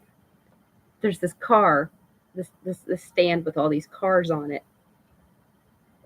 And he gets all excited, and I'm standing there like scanning the other stuff at the checkout, and he says, "Look, it's the Back to the Future." And I look over and just kind of glance, and I'm like, "Oh, it's a silver car, buddy." No, it's not. And then I took a little bit longer look, and I'm like, "Oh, yeah, it is. He found a Back to the Future DeLorean." He had to have it, of course, and it was his money, so I let him get it. Well, then after that, we went to Meyer because we had to go get the groceries. Um, and when we went to Meyer, I thought, well, technically, he hasn't really spent his 20 because that wood piece really shouldn't count towards his 20. You know, that's different. This is the eat it or wear it videos. Oh, haven't done them yet. Haven't even looked them up yet. I need to. I know. I will. Um, it's just been a very busy summer, but I would still like. Well, okay. Let me be honest. I part of the reason why I haven't done it for as much as I may want to. Part of my brain is saying maybe we don't need to, because you're saying eat it or wear it, and I'm not big on wearing food. So and I know that. Well, I know that it wouldn't just be the kids. I know that I would get dragged into it. But I'll tell you what. So my aunt. So my aunt, this is hilarious. She has 8 kids, 7 of which are girls, and they have little kids of their own. So now they've come to visit grandma, or as they call her, Gram K. And those are the ones that we go on the hike with. And they're all boys. There's only one girl, and she's much older. All the rest of them are boys, and they're all around Benji's age, a little bit younger. So, actually, now that I'm thinking about it, now that you've said that, I think my aunt looks for projects sometimes for the kids to do. That might be an interesting project. So I will try and look that up this week because they're going to be going on vacation later in August. So I'll try and look that up this week and see if I can find something that we can do. Once I can get the general idea, find something we can do with the kids that they can eat it or wear it. Oh my goodness. Actually, you say that, and I automatically, my brain thinks of when the kids were younger. My kids were younger, and my nieces and nephews, and sometimes I would have difficulty getting them to eat food. And one boy decided he was going to be very difficult. And I said, let me pour the hot sauce. Nope. He poured it. And it was like a little on the plate. Yeah, I was the type of parent or person. I wasn't his parent. I wasn't even actually his aunt. He's my best friend's son. But now that I think about it, instead of arguing with him, I should have just made him wear it. If you're not going to eat it, then go ahead and wear it. Of course, I don't know what hot sauce would have done to him. Maybe that's why I had that dream. Anyway, what was it? I've had a few instances like that with kids where they've decided they weren't going to eat their food. So maybe from now, maybe that's what I should do. Last night, Benji, we made taco salads, and Benji ate most of it, but not all of it. Which, well, actually, he ate less than I wanted him to. But I worked with what he did. But maybe from now on, if he doesn't eat it, he has to wear it. Hey, Benji, I have an idea. Will you come here for a second? Are you dressed? Do you have clothing on? Because your friend's online. No. You need to go put a shirt on. Go put a shirt on, Peggy. I didn't ask. You want to say hi to your friend? No, with him. XDKLC. I don't know him. Yeah, you do. It's been a while. Sorry. Will you go get a shirt on anyway, or no more video games? You know the rules. Close. Hurry it up. Oh, wait a minute. Where's your shirt? Yeah, here's your shirt right here, babe. We brought down. Here. Put it on. You know you're not allowed to be. Here, now you can come in.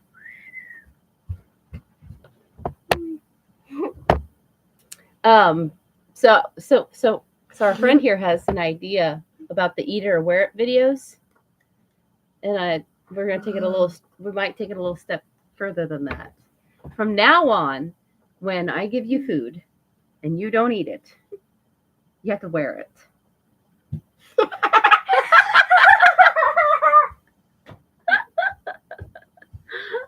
Do you like that idea? Yeah. He won't. He thinks it's hilarious now, but just wait. What do you mean you didn't eat all the meatloaf?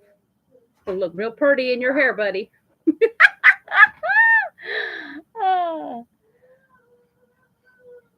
Oh yes, yes, they do enjoy being messy more. Well, no, there's a couple kids I know that don't like being messy. They don't. And he doesn't like being messy unless it's time to be messy. Or at least in the past, I don't know. Sometimes that changes. I know my one son though, he never no. He never liked being messy. The other guy, all about it. In fact, you could often tell what he had eaten the night before, or even the lunch before, by looking at his shirt. And he's still kind of that way today. No, I'm kidding. He's not as bad, but still has his moments. I have to catch him before he walks out the door sometimes. You've got something on you. Yeah. But I think that might be an interesting way of doing things. Maybe he'll start eating his food more. Because I've been telling him, like, he does not eat enough. And then he comes to me later on, like a half hour after dinner, and he wants more. He doesn't want more. He wants dessert. And I'm like, or he wants something different. And it's like, no, you're supposed to eat when it's time to eat. I get it. Enough to survive, and that's it. Oh well, what do you do? So, anyway, I was just debating before you came on here about turning the video off because I'm gonna have to go upstairs and get dressed, and then I was not sure if I was gonna come back down here and continue the video, because I still need to do the not. I always want to say serial killer. It's not serial killer, but the killer thing, you know. But I don't know. I'm kind of like today. It's beautiful out, and by that I mean very rainy looking. So anyway, yeah, I was trying to decide if I need to go get dressed, and once I do that, I'm gonna come back down and make lunch. But then am I gonna stay down here, or I'm gonna go back upstairs? Because I do need to finish cleaning, especially because I want to build my pirate ship. So that will be my next step. But I need to go take care of that. So I'm either going to turn it off or I'm probably just going to leave it on because I don't actually know what decision I'm making yet. If I'm actually going to come back down and stay down here or just come back down, make lunch, and then go back upstairs and clean. I know. Such an exciting life I live, isn't it? Yes. So fun. Anyway, so I'm going to go take care of that. But it was nice talking to you. Is there anything new in your world? I asked you how you were doing, but yeah, you know.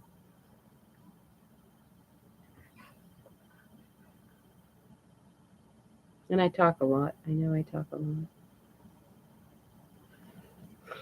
Can't help it sometimes. At least now I know why I always talk so much. I didn't when I was younger. I didn't understand a lot of stuff when I was younger about why I was the way I was.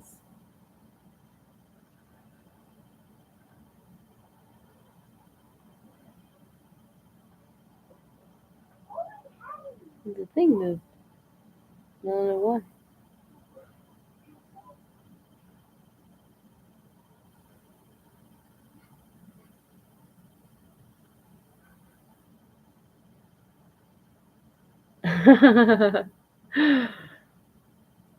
Yeah. He laughs a lot, Mr. Attitude, but he laughs a lot.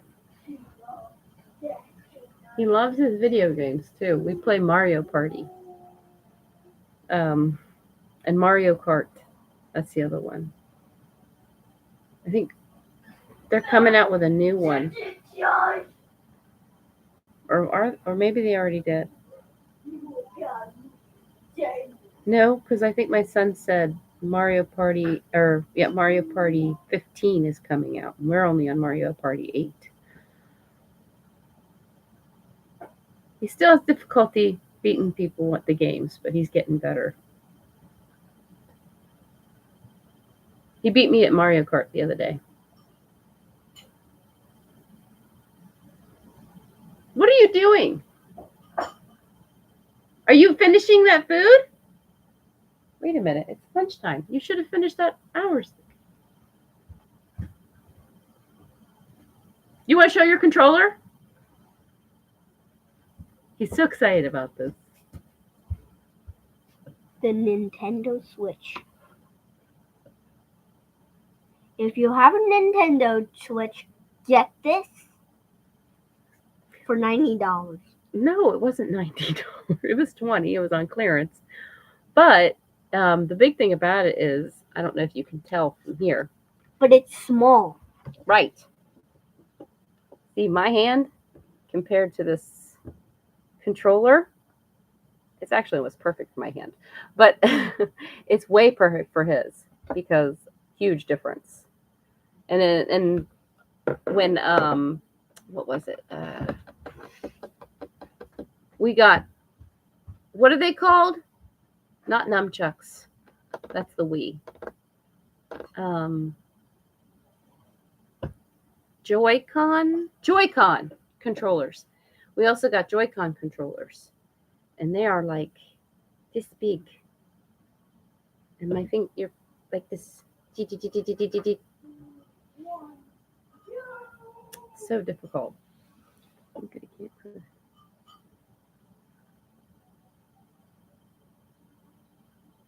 My Halloween video. Oh, the Halloween video. I was drinking. That was my birthday. I was trying to be more, what do you call that? Adventurous when it comes to getting online and showing my face. Because I have other videos. They're locked, so they aren't visible to the public. But I have other videos where, probably about 8 or 9 of them, where I talk for a good while about myself, really. But they're all in the dark. They're just visual or audio, not visual. Sometimes you just have to do that. I don't know, whatever. But I was trying to break the ice for getting myself online, on the phone and stuff, and getting used to, yeah. That's when those depressed tooth videos came out. You can see I'm in my mom's room. There's my mom's closet behind me, in all 3 of those videos actually. But those are my earlier ones, like trying to be visual. I know, I love the controller too. It's so cute. It's so little.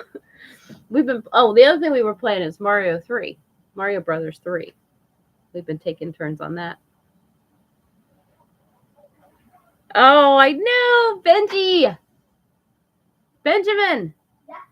Your friend remembers that video of you. Remember we went to the racetrack with Grandpa?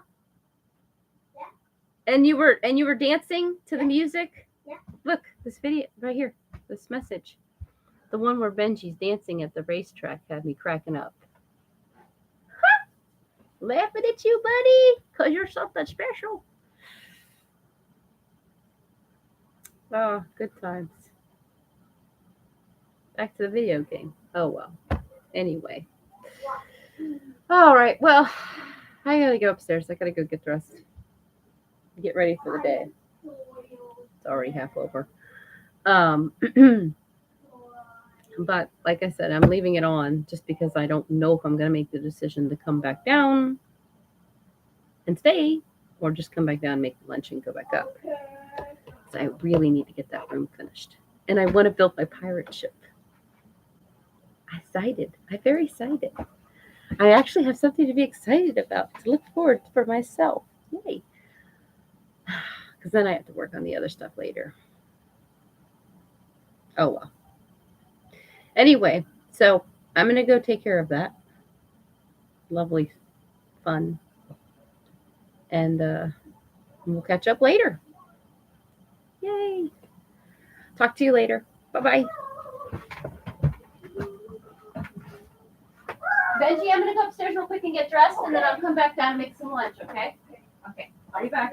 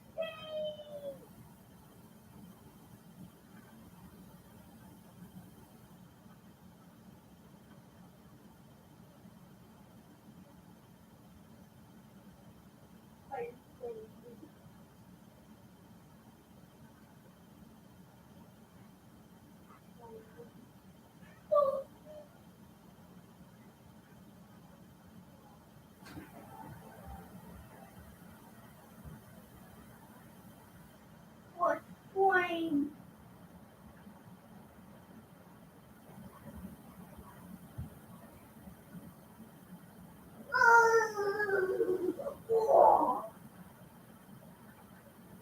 Get on the dune. Wayne is dead.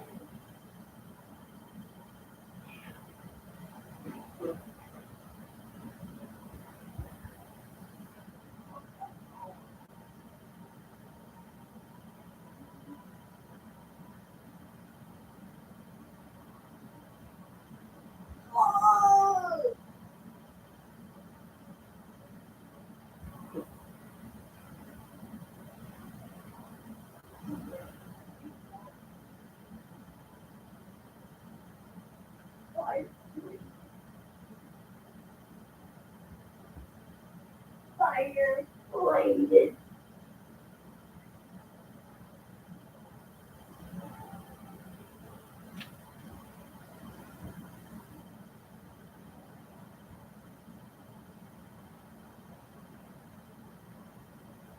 Oh.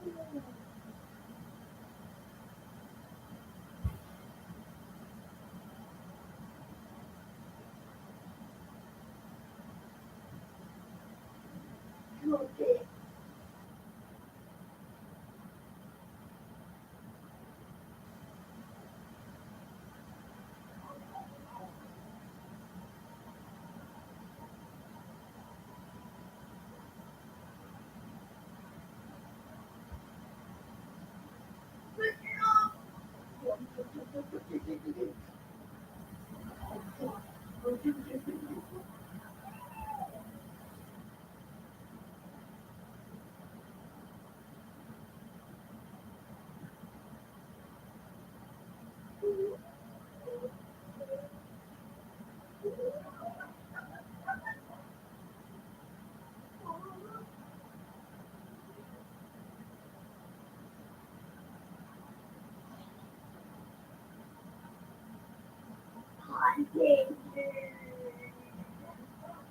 Watch your back.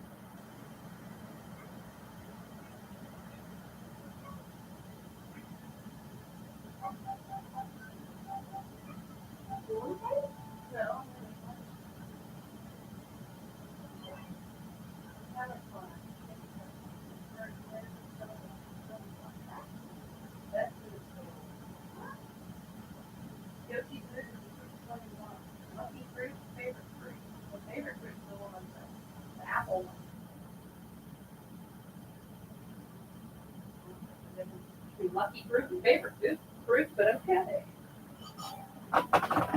As long as it makes Yoshi happy.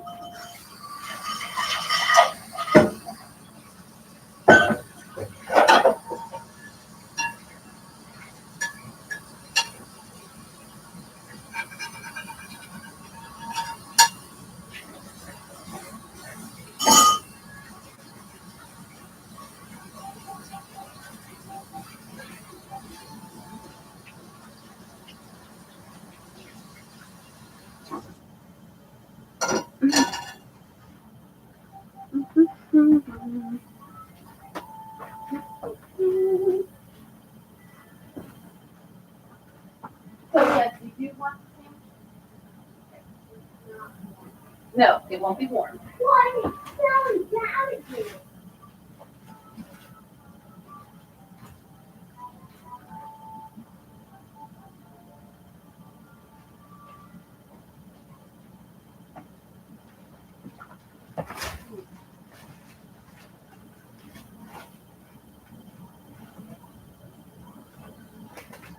Why is it Sally?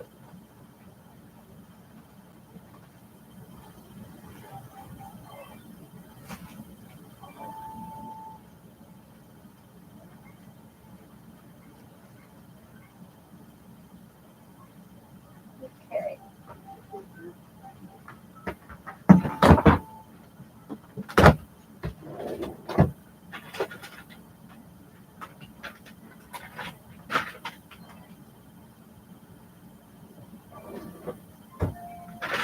Do you want Munster cheese?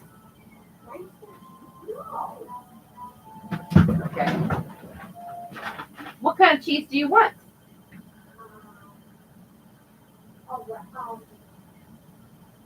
My favorite. Which is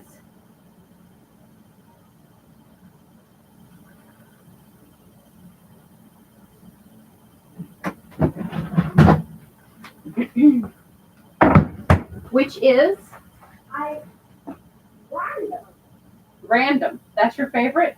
Well, I randomly picked Munster. So does that make it your favorite? No. So, did you want to come out here and take a look for yourself?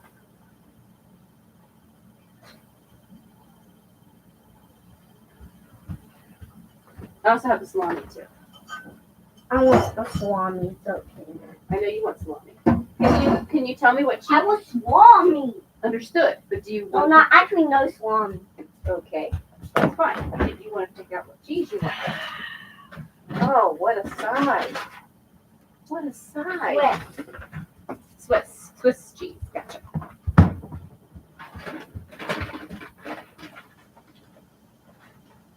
There's a smoked Gouda. It's Gouda.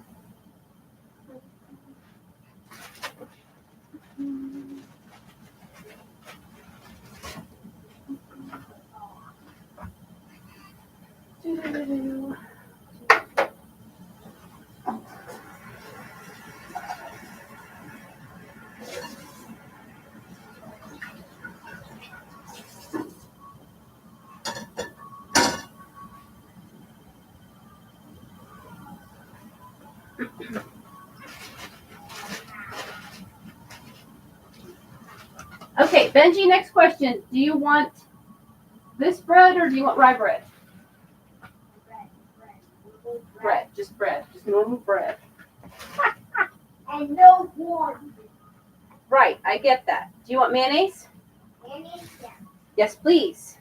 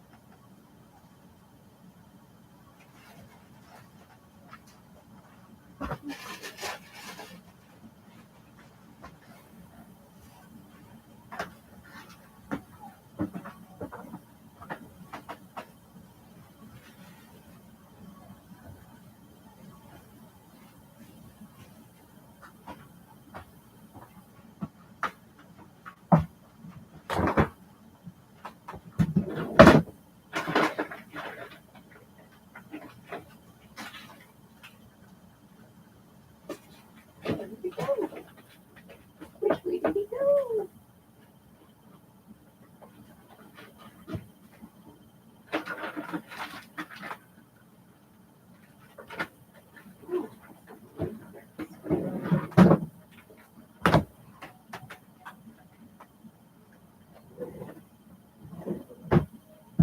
Where did they put the last one?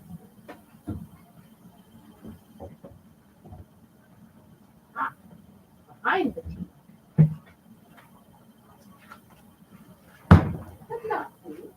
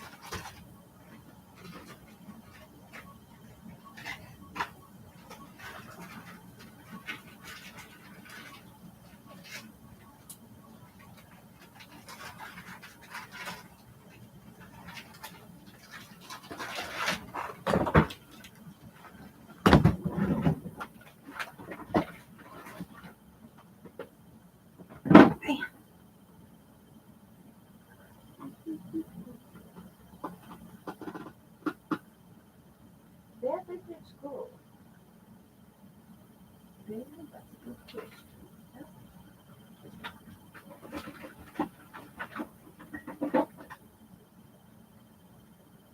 No. That's Sam's. Don't want that kind. Shoot noodles.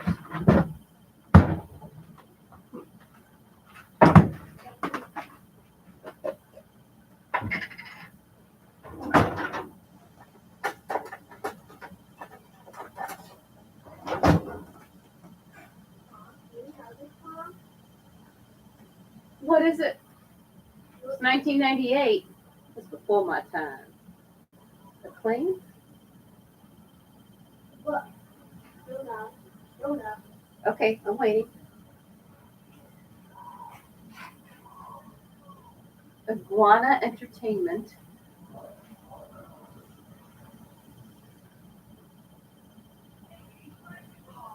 Aggies Wrecking Balls? I have never.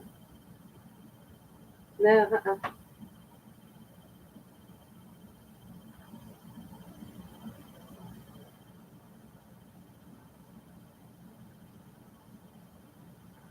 Not to me.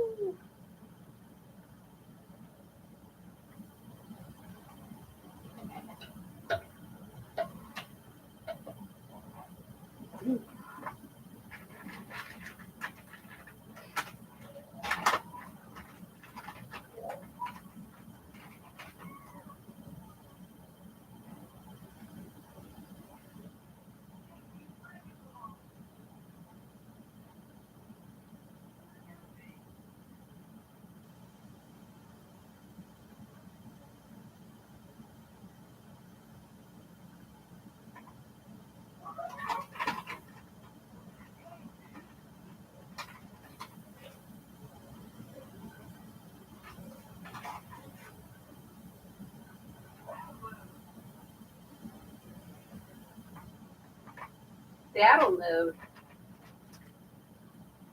I remember Battletoads.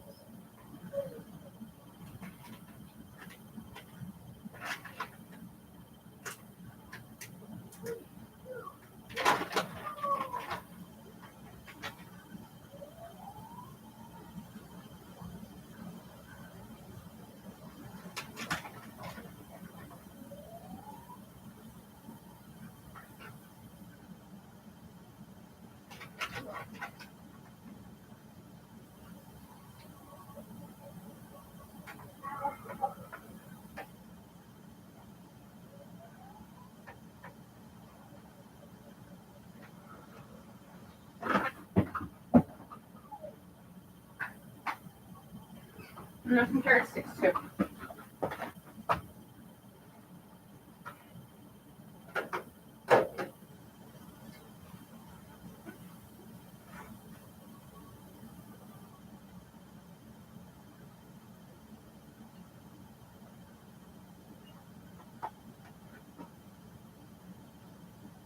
Nah.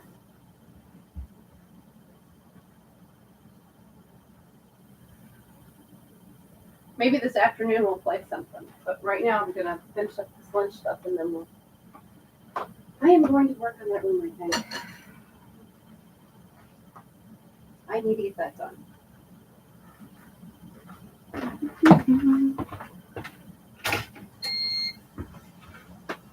What is that spicy mustard?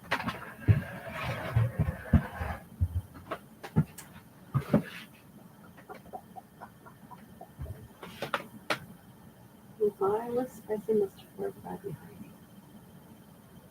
There's somebody. They finished it all, but don't tell me.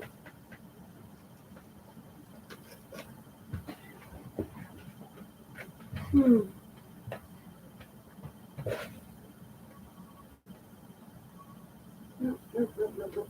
Guess I finished it off.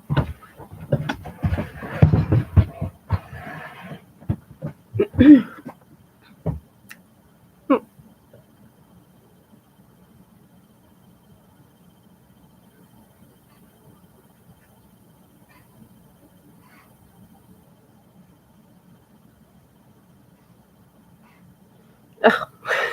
I don't know if you're still there, but Benji doesn't chat on the computer.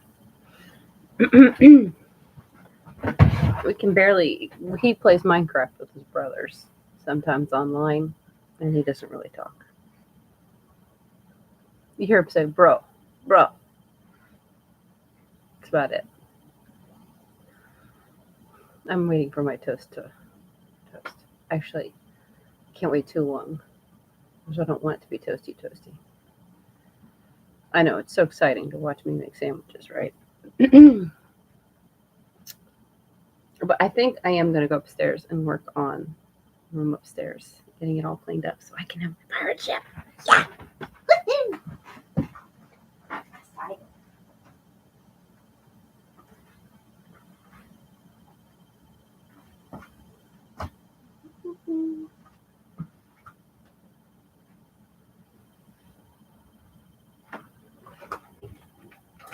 Just, yay! That's perfect. Plus, Judy's going to be coming on, and unfortunately, I can't watch it on here and make commentary because it's a whatever it is issue for YouTube, which is a bummer. But oh well.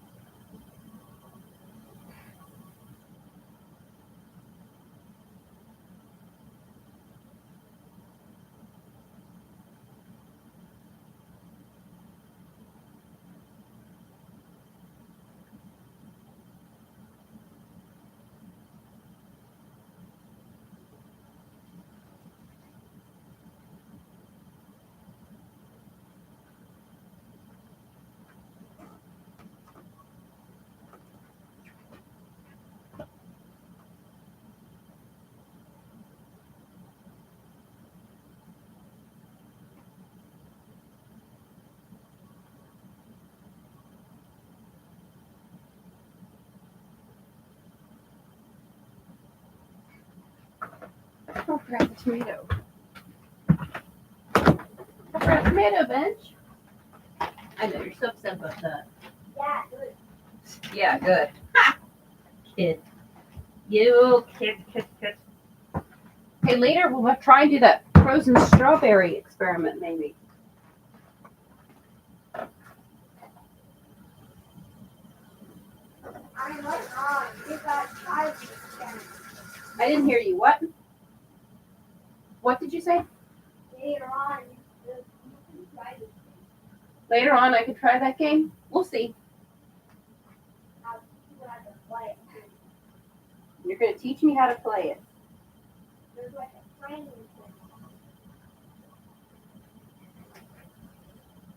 thing. Okay.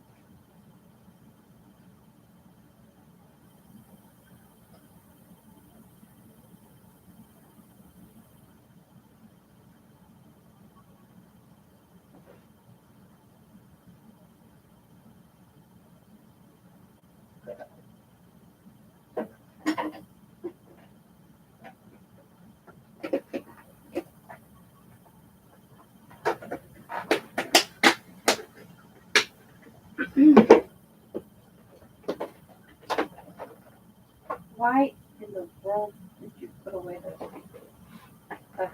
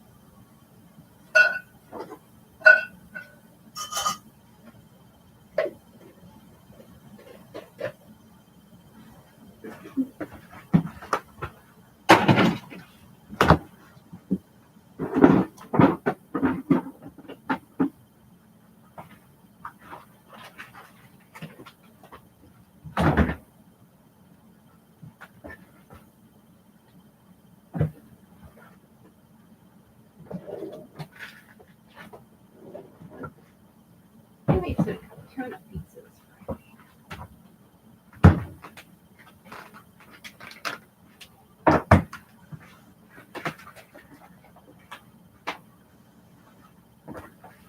Okay. What else? Oh, all done? Good job. Really? You got a thing against bread, don't you?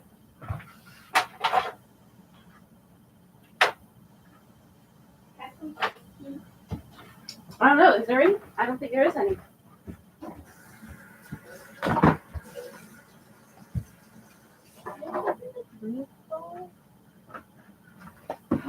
Watch out. There's orange juice. Did you want some orange juice? Yay, orange juice. And I've got some sun tea here too. We can make some we can make that up later a little bit here.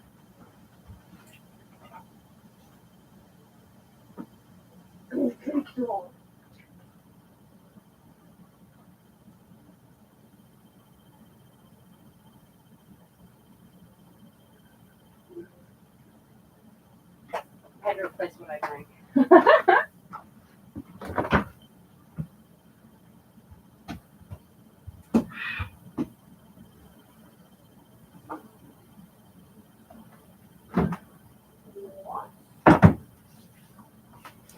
Okay, I'm gonna go work on that then. Hang on, let me turn this off. Okay. Hold on. You ready?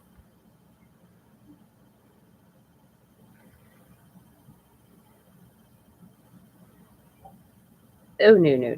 He's no. No phones, no his own channel, none of that stuff just yet. He's still a bit young for that, and he'll learn responsibility for it eventually, but we don't do anything like that.